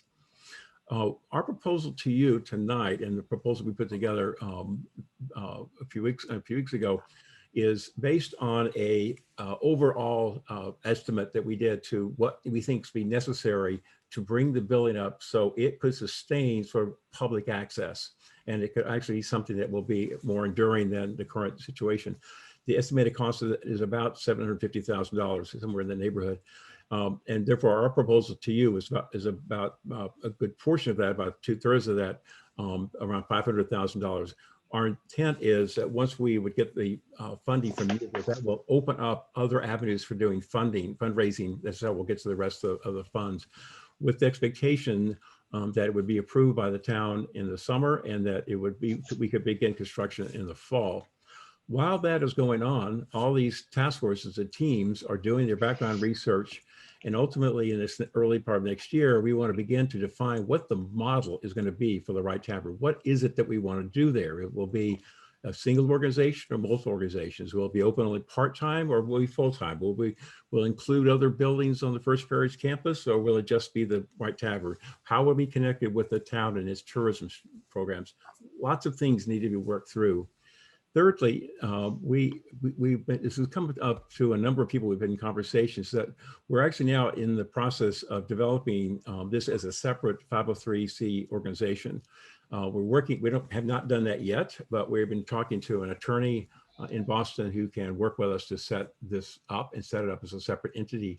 And the idea is to set up like a Friends of the Right Tavern, as a Friends of the of the library. And they're different as a funding and governance organization. So once again, it will assure that whatever funding we get and programs we set will be independent of First Parish. First Parish will retain ownership just because that's our responsibility. On the other hand, it's something that we think is going to operate as a pretty autonomous organization. And so we're in the process of setting those things up. So we've got a lot of work to do between now and then.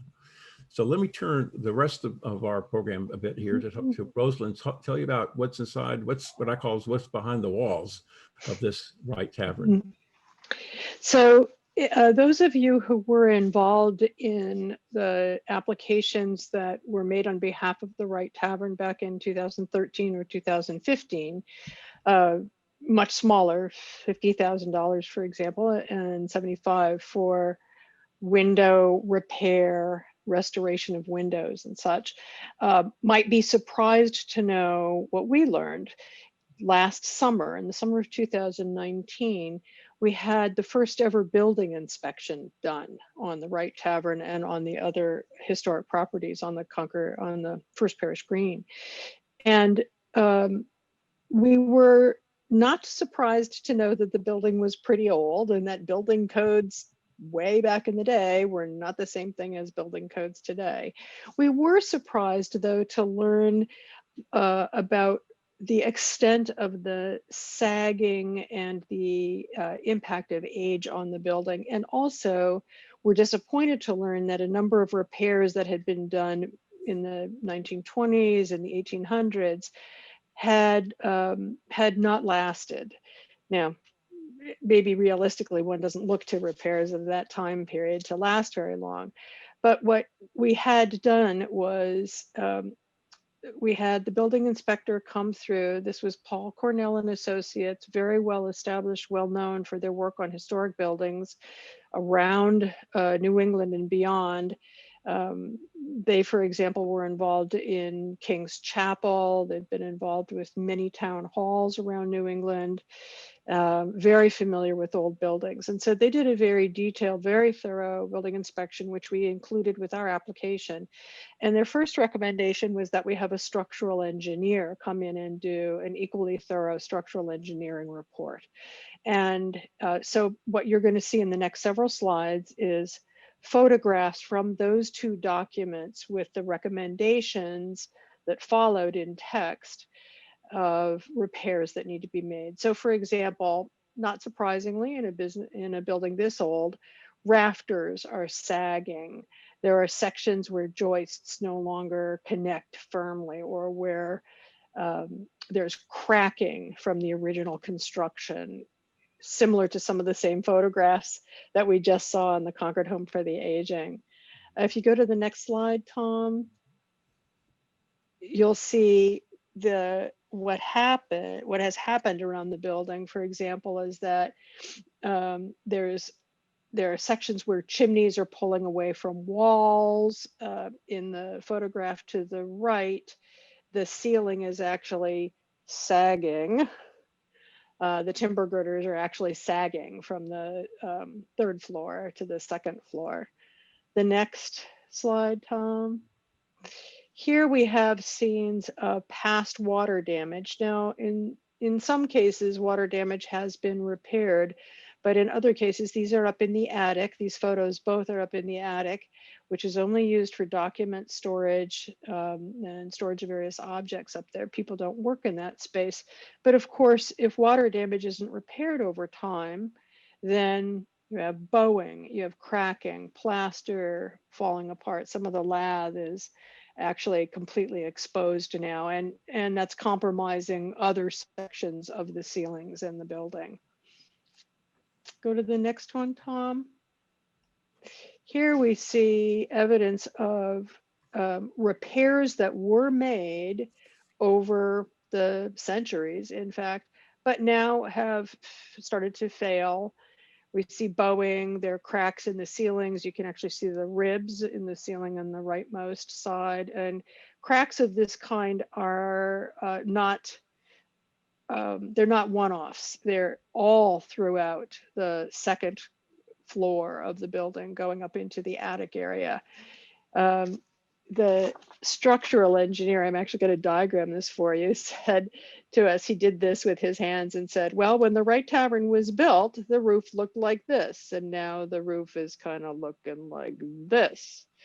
because the rafters in those days were not meant to last as long as this lovely building has lasted. So even repairs that were made have not been able to sustain the building over time. Next slide. Down in the basement and along the foundation, both on the interior and the exterior, we have a lot of evidence of the same. So we have joists that no longer have any bearing. There are lots of cracks. There are sections of the framing where lally columns, for example, were installed at some point in the past. We have some records on this. But at this point in time, a number of these columns either have no footings or they have nothing. They're just floating in free space at the top. In fact, you can, several of these here, I pushed on one and you can actually watch it wiggle because it's not attached to anything. It's not supporting this beautiful building, which causes other kinds of cracking as well. We have a small photo archive of about 40 photographs of cracks of the exterior of the building caused by some of this shifting and aging. And the cracks are down low at ground level of the bricks, but as many of you who live in older houses or know these buildings understand, you start to get cracks in the foundations and you start to get field mice in the winter and you start to get leaks in the basement and then you start to get water damage inside the walls. So all of these have now turned into issues that could potentially compromise the longer term integrity of the building. Go to the next slide, Tom. Here are some examples of the outside. On the left, that's a very simple example of a crack around a foundation rock, but the crack is not caused from the exterior, it's caused from structural issues on the inside. The northeast corner, for example, is another. There is a post that goes up from the basement, but it's not fully attached. And so there's some sagging. That photo is it's not really very clear when you look at that small photograph, but when you actually look at the building, you can see sagging there that the building needs to be supported. And then the next slide, Tom, thank you. These show spalling of the interior concrete foundation, so places where repairs did not work before, or where older repairs, to the left of the oil tank, those are old interior brick masonry walls that were that were a repair done a very long time ago, and those now themselves have deteriorated to the point where we have cracks all along the foundation or the bricks have actually fallen out.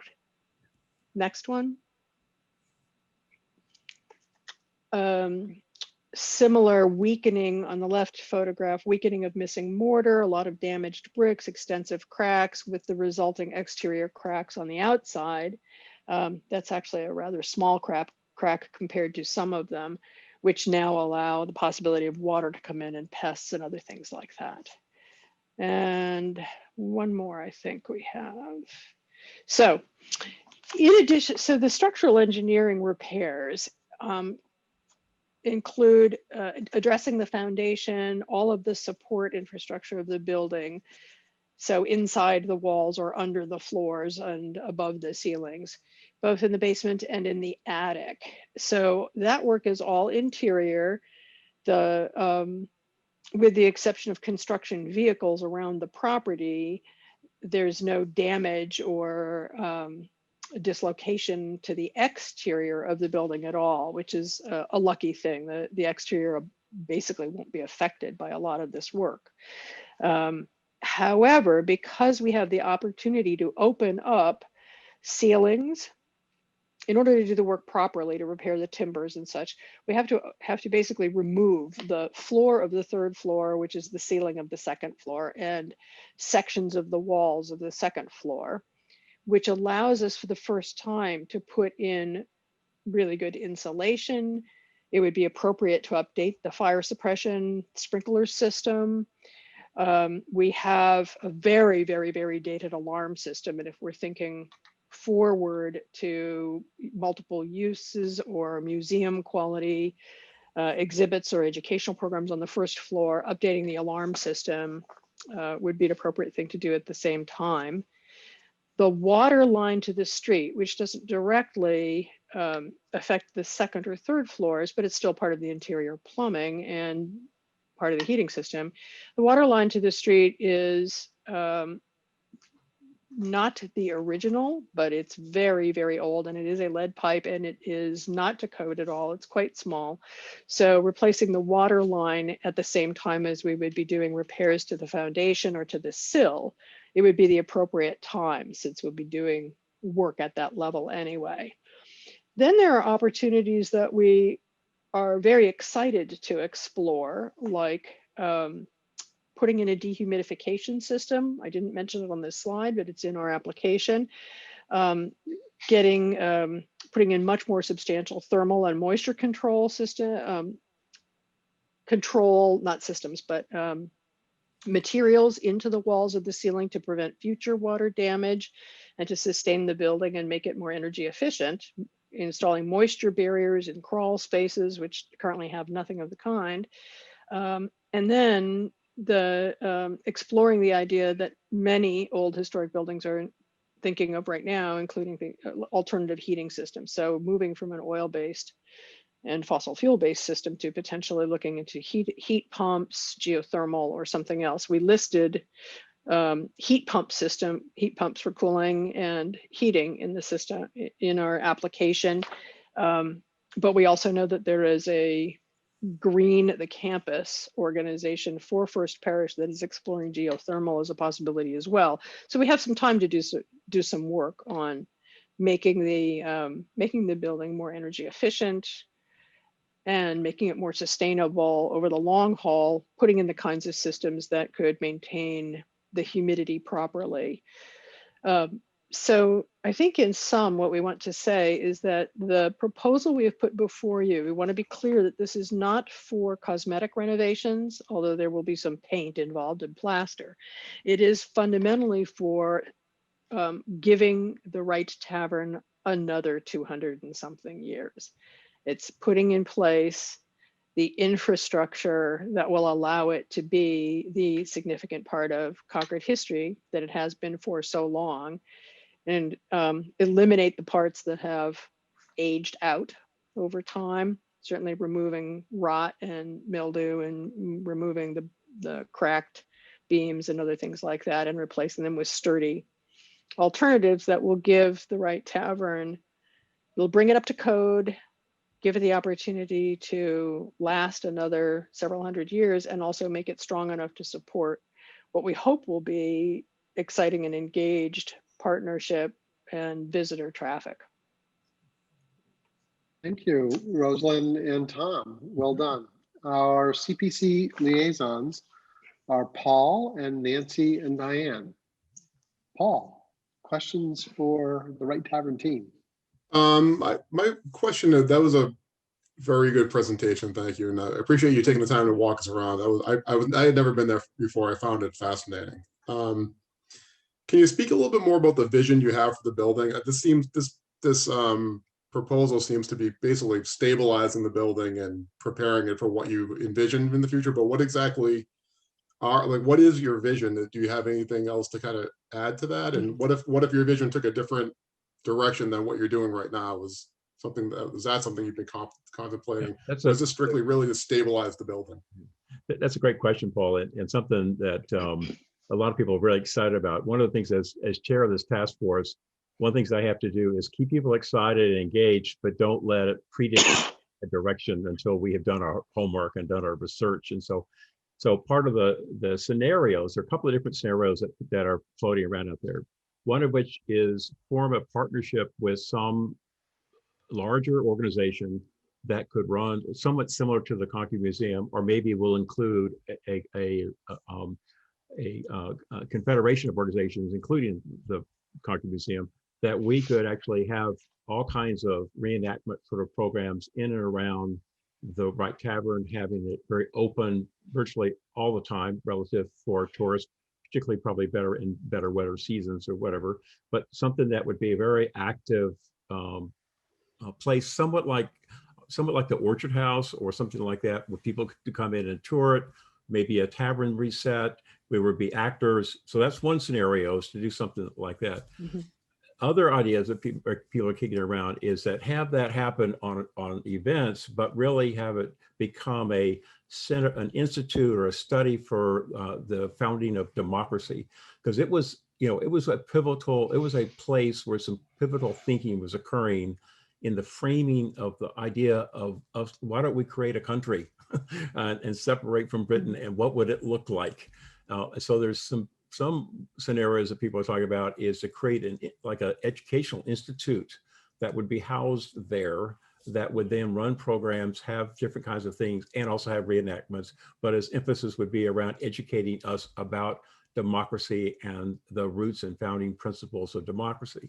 A third option that people have talked about is really have a closer relationship with the town's tourist office, and actually maybe they would house part of their work there, and it would become sort of a visitor center, somewhat similar to what's over on Main Street, or something similar to that, or maybe have it be complementary. So there is a range of ideas that are being talked about right now, and so what we're trying to do is to understand what is best needed for our community, what's best needed in terms of the historical significance, so that really what the Right Tavern means as a symbolically, and what it means in the historical context is something that can really be brought out and shared with our community.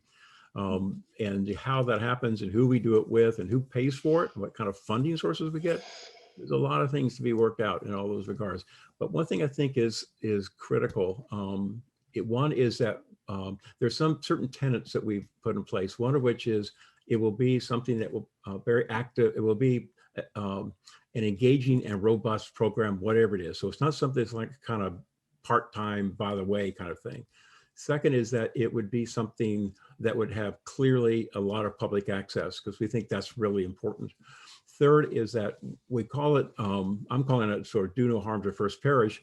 First Parish generates from the rents that we've been having over the last 5-ish years, and you may have this question, around probably $15,000 to $20,000 a year gets contributed, that gets generated and then put as part of the trustees, who then give the church operating organization, if you will, a contribution every year. And the Right Tavern portion of that is around $20,000, let's say, or $15,000. So, gee, I would like for whatever we do here, generate at least that going back to First Parish. So we can't put more financial burden on First Parish. It doesn't have the resources for that. But this is not intended to make money for First Parish. This is intended to be an entity in and for itself, which is why we want to create an organization. That's a long-winded part of your answer your question, but those are some of the things that are being talked about and thought about. And have you started discussions with potential partners, or are you still in the planning stage? We're still in the research stage. With COVID, we had hoped that we were going to be able to have conversations with people, but right now we're just identifying who it is. We have a list of about 30 organizations that we're researching, and they're not all in Concord or Massachusetts. There are other organizations that will be the ideal models for us, and we also have to think about it in terms of programs as well as funding sources, funding partners. Okay, thank you. Yeah, Paul, thank you. Nancy. Muted. Nancy, Muted. unmute, please. Sooner or later. Okay. I still remain very excited about this project. I love that building. I'm also concerned in the vein of Paul's question. There's a major program for modernization, upgrading, bring up to code before you know if you're doing historic preservation of a national historic landmark, or if it's going to be that with the integrity retained to the maximum extent possible, or is it going to be a vibrant, to use the trustees of reservations phrase, is this going to be an excite property with lots more public use and access, which will drive different kinds of code requirements. We saw that if we have at the national park, if we have educational programs, whole different set of things you have to consider if it's office space. But if it's a historic property that's preserved because of its national significance, you may not have to do everything you're planning, like all the removal of the historic fabric on the third floor. Although I've seen it and I know what the problems are, but there's not, in your budget, you don't have, as a consultant, a historical architect who may understand different ways to weave some of these modernization things into a very fragile historic building. So I wish there was that. Oh, may I speak to that? Yeah. Nancy, Nancy, when we took you on the tour and you raised that question, we brought that question back both to the trustees and to the Wright Tavern Futures Task Force, and agreed that you were quite right. We did need to reach out. So we have reached out to Stephen Mallory, who most of you who were involved in the historic structure report that we submitted in 2014. Yeah, I haven't seen that yet. That's another thing. I didn't find that. We So should.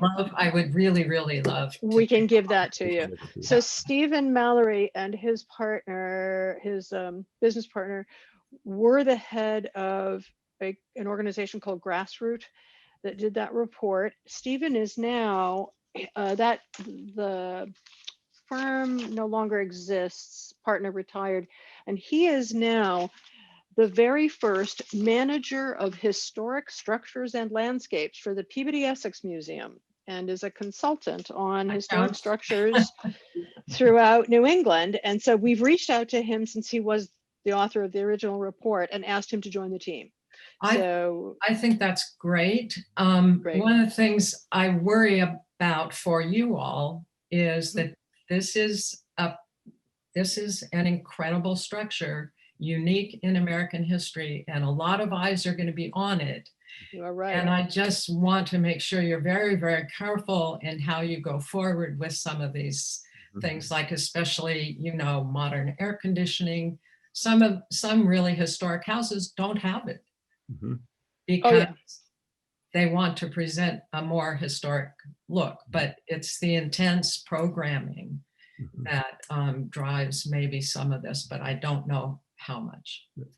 So You guys are figuring that out. One of the things that I think is my job is to make sure that people don't move too fast, and yet There you go. Yes. Earlier, this is, I think I really appreciate your counsel on that, and I think you're absolutely right that we have to really make sure this is a really good, well thought out decision in terms of what we ultimately say is the vision, or what it is going to be. Yeah. In the Wright Tavern, and something that clearly we would, when we get there, it'll be open for discussion at some point, but we have to make sure that we can be very transparent about what that looks like, and incorporate lots of points of views of people. But one of the things about these kinds of things is there are going to be lots of disagreements. So one of the things I was really hoping to see, but I didn't see any mention of it, was historic restoration of the rooms that are so special. And that attic is probably has the most integrity, even though it's falling apart. But some of those rooms downstairs could be, really, really compelling and speak for themselves. We agree, and the entire first floor, which is where we have the original tap room and the original fireplaces, the parts that would actually be of greatest interest to the public, and they have not been renovated the way the upstairs had been.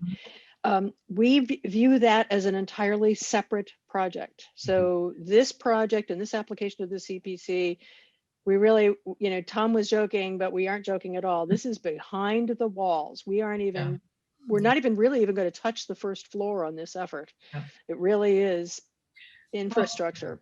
Interestingly, even the second floor, which has been used and changed over time, still retains really interesting historic features, like those little hooks by the windows, which I think your sexton told me were, when we went years ago, were what they attached these rope ladders to. So that was your fire escape. Right. Yeah. So even if you have adaptive uses upstairs, you can still retain a lot of the historic, what's left maybe. Mhm. I don't know. Yes. Thank you. I Absolutely. don't mean to go on and on. I can't Yeah. help myself. It's my background. No, it's Thank you, fine. Nancy. Diane. I'm so delighted by all of this. And Rosalind, I'm sorry. And Tom, that I haven't gotten over there. It's been a crazy couple of weeks, and I'm looking forward to Yeah. a tour and a more detailed look at everything. I have We been would there, love that. I have been there before, but I have not been there to look at the more hidden structures of the space. Um, I am I'm going to emphasize. I mean, Nancy's background in all of this is so exquisite that to do any redundancy to that is worth is it's kind of silly, superfluous. But I'd like to go to the idea that you and Tom have suggested about an institute for the study of democracy. And I mention this because I think that we are at a time right now in our country where the fragility of democracy is remarkably fragile. Something perhaps none of us anticipated or expected. And if ever there were a time to use such a facility and such an opportunity to forward this kind of discourse, I can't imagine a more apt time.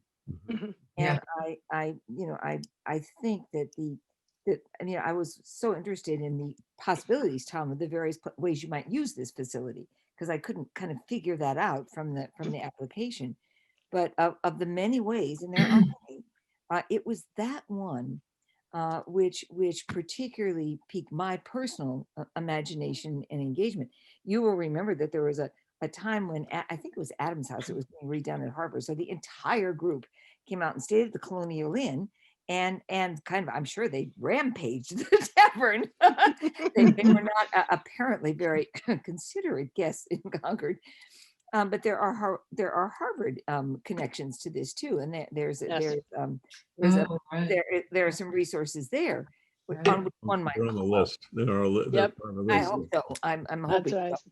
But in any case, I think that this is a particularly prime moment as we head toward 250 to think about this, even if it's not a physical space, but an idea. Mhm. And the promulgation of a consortium of scholars to come together to discuss this notion of what democracy means and how we sustain it. I mean, there is never a more apt time right now in our country, but now to do that.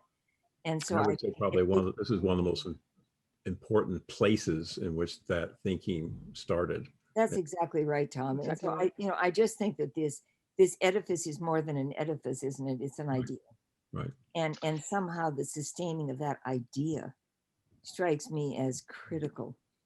And to answer your question and somewhat Nancy's question, our intent is that whatever educational partner we have has to be in combination with a funding partner, who then what we will do is figure out what we do with the interior. Then the question is about how we handle the interior design and decoration and restoration, if you will.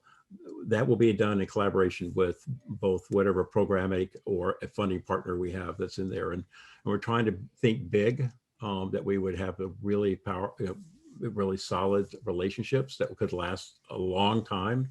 And that it would, but that's the time, and what they want to see and what we then also want to see is how we will figure out what gets put where and what color is it and what does it look like and things like that. But that's the timing once we kind of figure out a relationship. And I would think that's probably going to be not in 2021, but it'll probably be early 2022 when we define who that is and have established kind of relationships. And I suspect that's true, Tom. And I think that it's,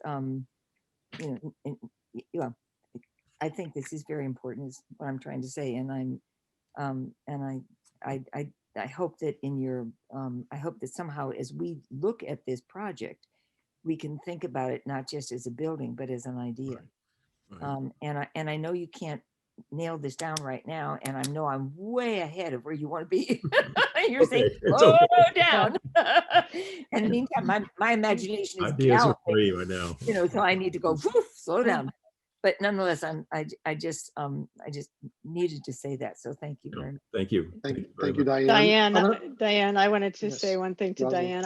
Diane. I'm very excited to hear you say that, Diane. We didn't have the pleasure of your company on the tour, but just coincidentally this afternoon, I was in conversation with one of the members of the Right Tavern Futures Task Force educational working team.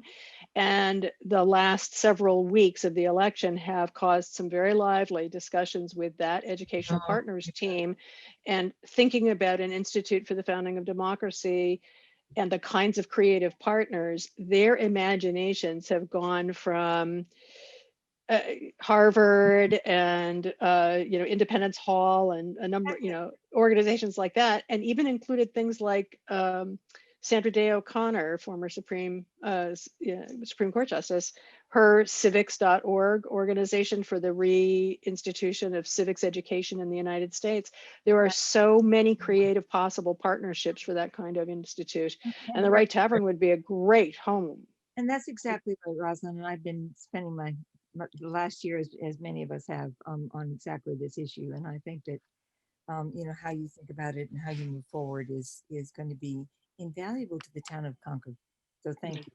Okay, thank you. Other members of the committee, questions for Rosalind and Tom? Seeing none. Members of the general public and our liaisons to other committees. Matt. So I guess, I can understand the urgency of doing the work, just given that there is only 4.5 years or so before we have the 250th. But I think that it's also very difficult for the committee to be sort of funding a project for an unknown mission. And I think that this is the trickiest part of this, that I just think too, as you are just describing the possible uses, they all seem very different from First Parish's mission, and yet it sounds like First Parish wants to retain ownership in all these scenarios, and I don't understand why. I'm just curious why. I mean, 134 years ago, the tavern was gifted to the church. Is there any essential reason that the church should want to retain ownership over the long term? Because you start doing a Center for Democracy and you think of church and state and you think, does this really work? Good question. So Matt, I think that's that also is a really good question, and it's not off the table, because we want to look at it relatively in terms of what does it mean. We feel a real strong sense of responsibility and have for decades, and so it's hard for First Parish to want to give that up, not knowing what the it is going to be. But it has been talked about, and that part of the reason we're setting up a 501(c) organization is I call it for not just for fundraising, but it's also for governance, so that in fact it will have the entity, and then who owns it, whose name's on the deed, it doesn't really matter. But if it does matter, and if that is in some way gets away with, whatever, gets in a problem, it is not inconceivable, because it has been talked about, and Reverend Howard Dana is actually on our team, that if we need to go to the congregation and with the trustees and request a change of ownership, we'll do that. Mm-hmm. But we don't want to do it as a kind of early in idea, because I guess in some way I'm feeling, because I've been involved with First Parish, I was a treasurer of First Parish, I've been on the standing committee. I feel a great sense of responsibility that we still have for that building, and that was entrusted to us over several hundred years ago, and that's really important for us to fulfill our responsibility. But then there's a second reason I think that this is important, because I think if we look at the 3 historic preservation projects that we've seen tonight, well, there's been 4, but the 3 houses or buildings, the first one, the Timothy Wheeler House, it deserves a historically sensitive renovation. The second one, the Masonic home, deserves a historically correct renovation.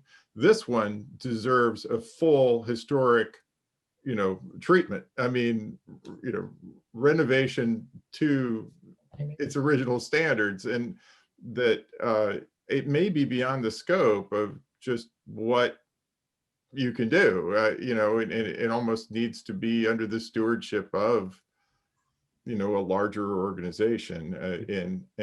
I just, and then if you don't really know where it's headed, I think she made another fantastic point, which is, okay, you don't know if it's a facility that has to support more the public, or that it needs to just look pretty and correct, you know, so.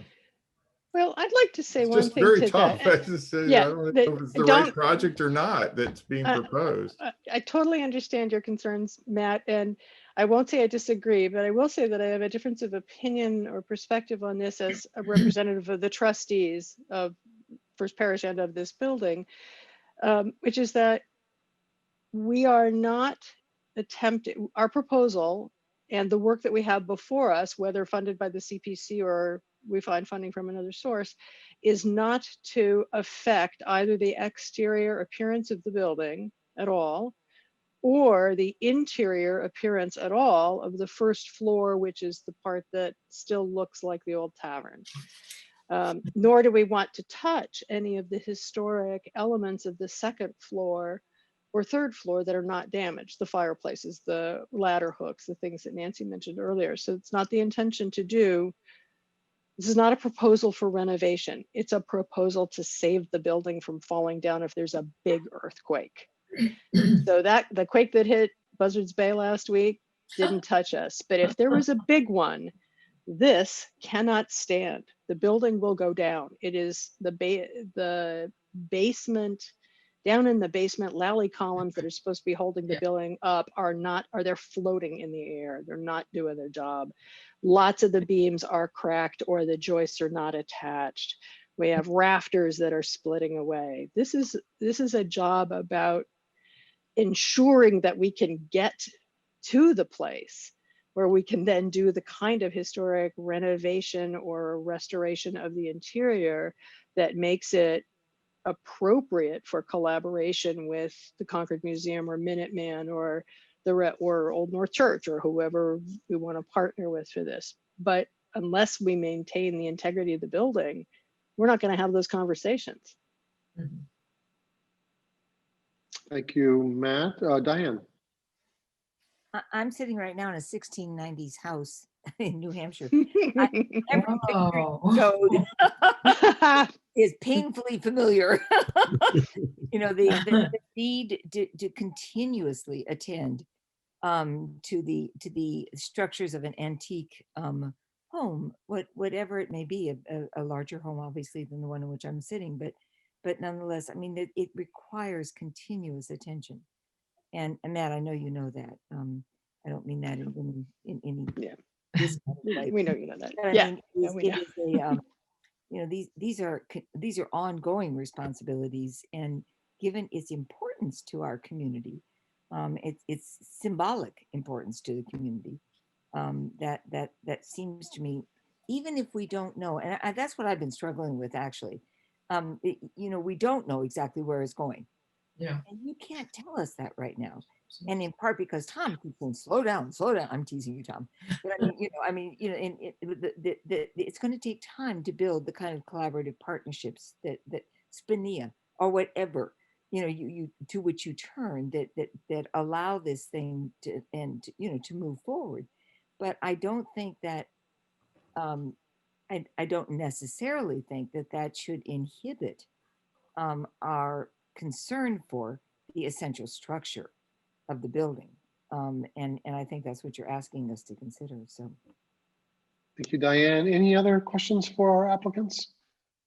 Holly, want to make a comment? Yeah, I just wanted to make a comment in response to Paul's concerns about the uses of the building. I was a tenant in the building for the 3 years that the Concord Museum was there, and it was really exciting. And we know that was considered kind of a trial basis to see whether it would work out. The museum needed to vacate the museum for their renovations, so they couldn't run their programs. They have this Pony Express program where they they fund buses to bring students from all over in for programs from Lawrence and Lowell, as far away as that, Worcester. And throughout that time, I worked with Marcia, and we were able to get a bus stop right in front of the building where buses could pull over. And through that whole time, during the school year, there were children in that building 4 and 5 days a week. And what they would do is go through the rooms on the first floor, the historic rooms that still have the old plaster on the wall and the old glass in the windows.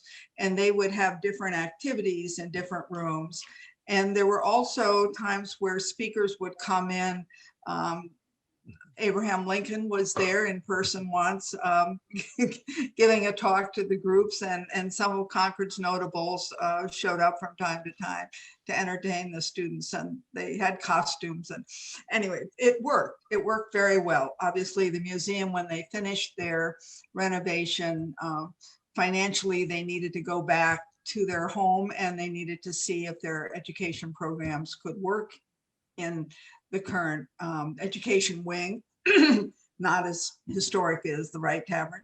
And but I think they proved that they could do it, and that it worked, and that logistically it sounded complicated, but it turned out to be quite easy. And the students did go back and forth from the museum to the Wright Tavern. The buses would take them, shuttle them back and forth, because a few of them could be in the museum at a time.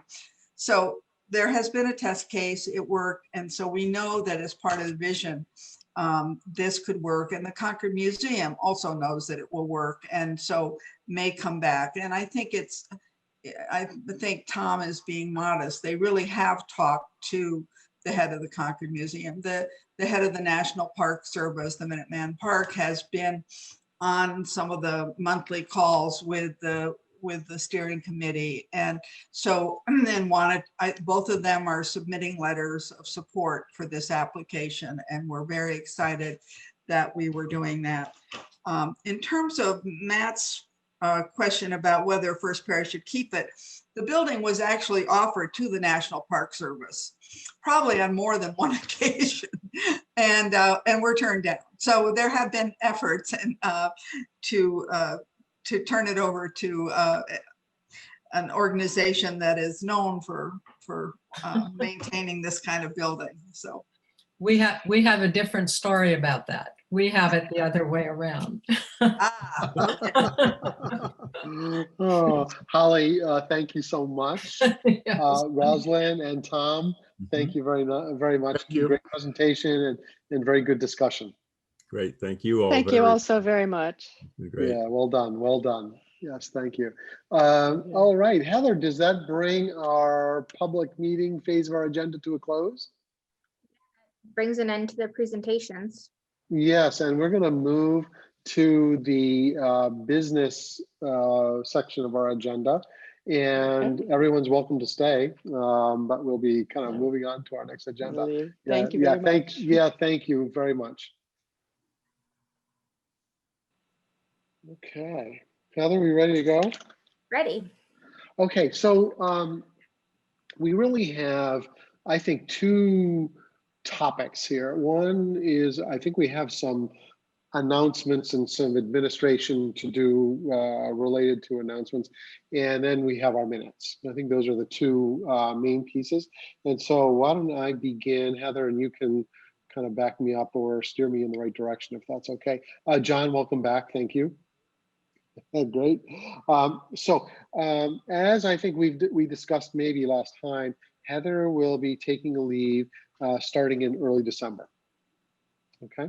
And therefore, there's a couple of administrative adjustments that we need to make. One, the CPC annual report, which is typically due at the beginning of the year, we will construct that and instead of Heather, and I will take a lead on that. And then it's a relatively straightforward assignment to develop that annual report and then share that with my colleagues on the screen here for review and comment, and we'll get it tuned up and get that submitted at the appropriate time. And we'll be doing a little bit of coordination with town manager and select board to get that in.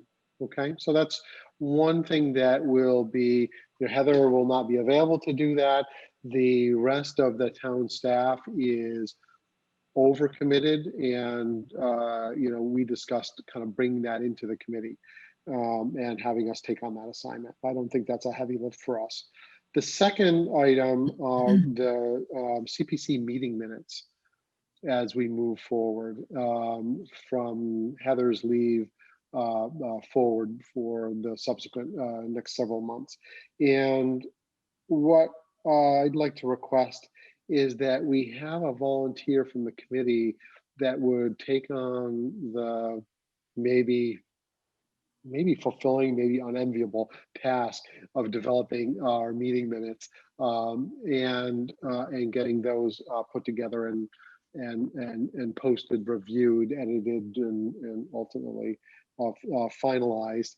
And I haven't talked to anybody about this assignment. Heather, we thought maybe, I mean, there are a number of committee members that have that wear multiple hats in terms of different committees, so that we maybe would start with our select board appointees. And I don't know, Peter, if you're still on the line. Is it Peter, Diane? But obviously, I'm open for conversation. And we could also maybe share the task in some way.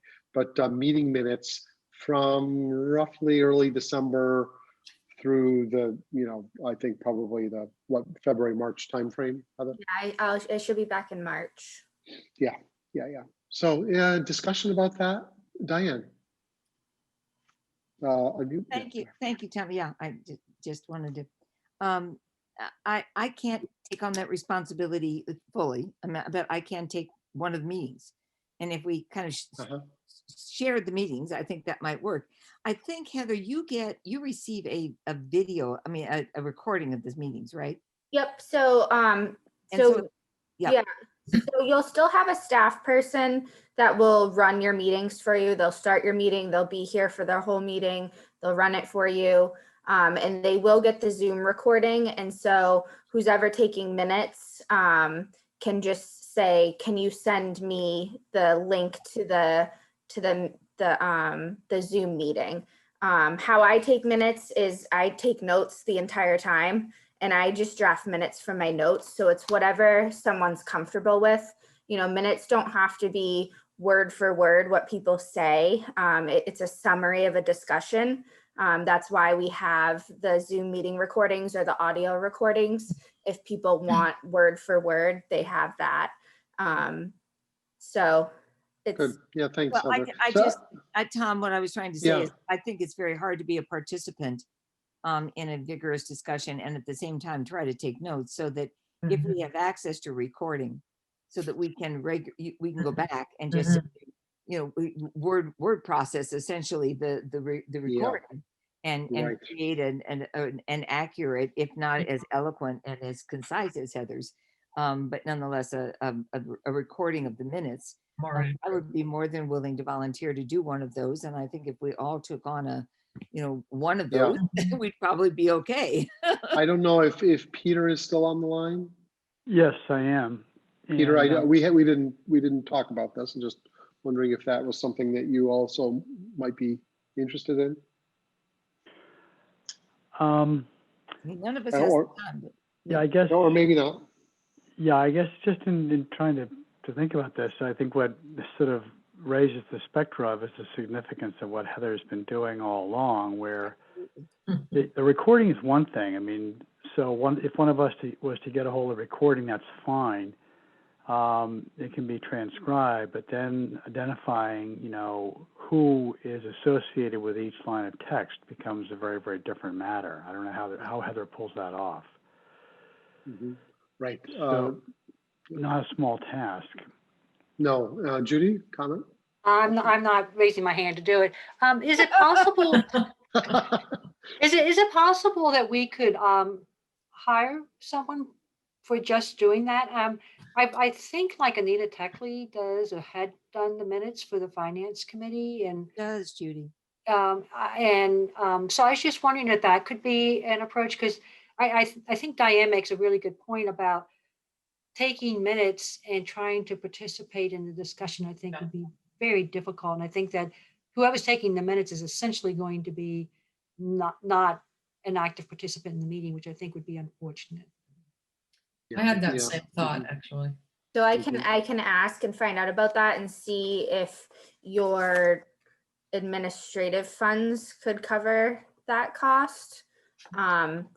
Yeah, I think that's an interesting recommendation. So we have a little bit of time, Heather. Babies come when they want to come, Tom. Yeah, they do. So shall we, we will continue to be together. I think we are together again next week. So can we do a little bit more recon there and continue this discussion next week? Heather, does that seem reasonable? Matt.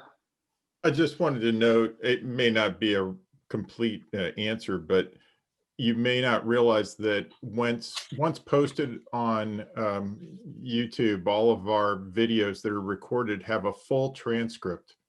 So every meeting is fully transcribed, and you can actually search for text within the transcript. Wow. Yeah. From Zoom?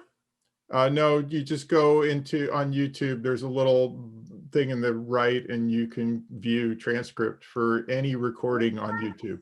Yes. Oh, I didn't realize that. Just for the select board? No, this is any recording on YouTube. Any.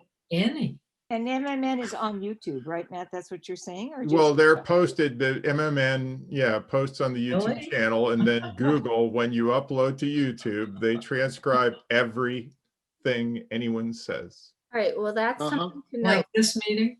We may get like this meeting, like what I'm telling you right now. Okay, Matt, Matt, so thank you. I don't think many members knew that, so that's good information. Thank you.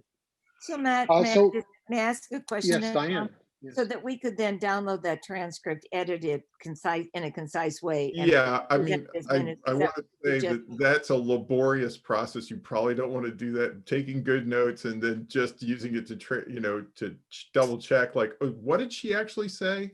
Right. You can do that, but trying to boil down a transcript into good minutes, do not recommend that. All right. Yeah, sorry. I draft minutes all the time as part of my professional life. I'm happy to do it. I'm happy to discuss doing it at a meeting as well. Oh, Paul. I'm not daunted by it. How really? If all else fails, I'll just throw that out there. I'm definitely comfortable doing it. That's fantastic. Okay. Paul, thanks. So let's sleep on this for a few days. Heather's going to do a little bit more research, and let's come back to it next Tuesday. Okay. Unreasonable? Sure. Yeah, okay, that's excellent. So I think that maybe the next item that I'd like to discuss would be just to review our schedule. Yeah. So, Tom? yeah, Judy, please. One of the things that Heather provides is when there are bills to be paid for projects. Will someone from town staff be picking that up? Yeah, so town staff, we went over like my maternity leave work plan and who's gonna kind of cover each board and who's doing what. So Nancy, one of our admin assistants in the office, will be in charge of any reimbursement requests that come in, forwarding them to you and processing them. Okay. So I've gone through that with her. So everything has kind of been tasked out to people, but because I cover 3 committees on my own, and then everyone else, on the staff has their own committees as well, taking on minutes, as well as taking on all of the administrative tasks for my 3 committees is just overloading them. So that's why we're asking my 3 boards to take their own minutes while I'm out. Okay, great. Thank you. Yeah, no, thanks, Judy. Great question. Really, really good question. So, yeah. Sorry, I haven't had much to say tonight, but I would like to say something at this moment. Yes, We should please. thank Paul particularly. I think at least some of us on this committee are aware that women usually get asked to take the minutes, and that's one reason I've been sitting here with my mouth shut. And I would like to express great gratitude to Paul for speaking up. Here, here. Thank you, Hester. Thank you. Bravo, Hester, and bravo, Paul. Yeah, absolutely. Yes, thanks so much. So with regard to our, well, let me just maybe reinforce, Heather, a little bit of the support. So Nancy in your office will be kind of assisting in the background, and potentially, I know maybe you're not making a pledge here, but Elizabeth Hughes might staff our meetings, and she has had experience in the past with CPC. Correct. Yeah. The senior planner before me also went out on maternity leave at some point, and Elizabeth covered CPC at that time. So she is somewhat familiar. So yes, we're in experienced hands. You know, won't be able to compare to Heather for those months, but we'll still be well supported. Yeah. So with regard to our schedule, we are together. So let me do a high level overview. So we've just completed 3 evenings of applicant presentations and discussions, and I think it's been very, very good. We now go into the next phase of our fall, which is the kind of deliberations leading to a potential vote on December 15th. And our path to December 15th takes us to next week, November 17th. And then I think we skip a week, Thanksgiving week, and we go to December 1st. And then we skip a week and we go to December 15th. Heather, do I have that right? There's a meeting scheduled on December 8th as well. And 8th, okay, good, thank you so much. So we will not be without challenges through this this series of deliberation meetings, given that our applicant request pool is $2.2 million. And next week we'll begin to talk about our available funds in great detail, but it appears that it's maybe in the order of $1.4 million. How much? Ooh. 1. I'm going to say this with what I call jazz hands. Yeah, that's fine. Maybe around, I think there's some refining of that, maybe in the order of 1.4 and change. Maybe that's an early indication. Hi, Diane. Yes, please. Do we have money left over from the previous years that we have not spent in any category? I thought we had some money, and I don't know in what. So there's money set aside in the land acquisition bucket. That's what I thought. Yeah, so Diane, good question. And so what we're proposing is to have this on the agenda for next week. Okay, I presumed that, but I just wanted to remind myself that was true, good. right? Very good. And then we will have more of an accounting of where we believe we're headed, including what's being projected as a deficit for 21 that we're going to have to think about. So anyway, every year is not without its challenges. It appears that we will have a significant gap, and we will have to make some tough decisions. Now, what we had been working toward was a vote on or about December 15th, anticipating a normal town meeting date in April. I believe, and Matt, you can clarify, the select board has moved that to June. Am I correct about that? Yeah, June 13th. Yeah, June 13th. I don't know if that has any impact whatsoever on our delivery dates for our materials, which are normally kind of early to mid January, Heather? Yeah, so the warrant opens in February, I believe. Yeah. So it gives you another month to deliberate should you need it or want it. I would suggest, while all of this is fresh in our minds, that we would strive to make our recommendations by December 15th, but we'll do our very best. Okay. So I thought it'd be good just to get that in everybody's head in terms of the rhythm of things.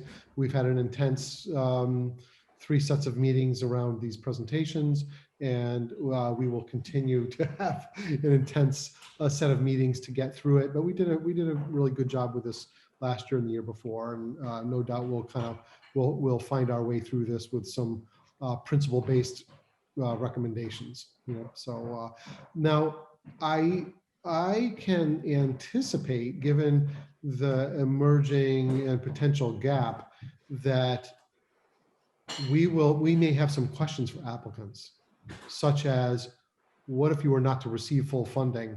what would the implication be to your application? So Heather, as I recall, we've had a little bit of back and forth. We've asked for some responses to specific questions as we try to formulate our kind of informed point of view. Is that right? Yep. Any questions that come up during a meeting, I write them down and send them to the applicant via email. And then for the next meeting, I have their response. Yeah. Okay. So we've now at least gone through the, the kind of raw kind of presentation and general discussion. I think next week we should kind of frame both the requests and is to the best of our ability. And I think the finance department is still maybe tuning things up, but in terms of what our target's going to be, in terms of what our recommended spend to number is.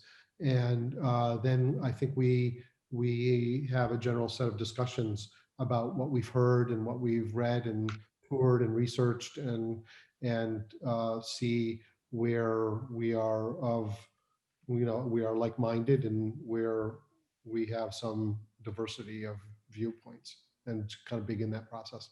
Yeah, Diane. Do we have any idea whether we will have any guidance from the select board or town manager? That's usually fairly helpful for us. Oh, good question. Yeah, that's a very, very good question. And I think, Heather, we should maybe reach out. We usually have town manager set of priorities and separate set from the select board that informs this process.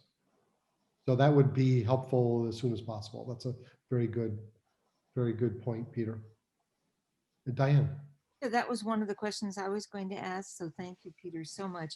And the other question I was going to ask is whether it would be appropriate, if Heather's not here, to ask a committee, ask a person from one of these projects to come back and talk to us, if that's necessary. Have we done that in the past? I just don't know. This is only my second year on the committee. Have we ever asked someone to physically come back and discuss things with us, or have we sent them questions? We generally send them questions. I mean, all of your meetings are public open meetings, so the applicants are always able to attend, and if they're in attendance, can answer questions. Thank you, Heather. Okay, good. Anything else on the general kind of updates, administrative announcement side of things? Nancy? Quick question. Can you let us know where the historic resource study is and the HSR for Wright Tavern? So I don't have the HSR for Wright Tavern. Oh, okay. They never submitted that, so I can ask them. I can't find it posted online, but I do have the one for Masonic Lodge. Oh, I was thinking 110 Walden. I have. Oh, okay. You have that one? Masonic Lodge. I'd have. Oh, I have that. Never mind. I have the one they had. It's the, you're right. It's the Walden. It's the Timothy Wheeler house. Thank you. So can we just call them up and ask for it? The Wright Tavern folks? Yeah. Okay. I'll try to get it. I'll do it. You'll do it. Okay. Yeah, and then I'll post it online. Oh, okay. Thanks. On the CPC website. Yeah. Okay. Great.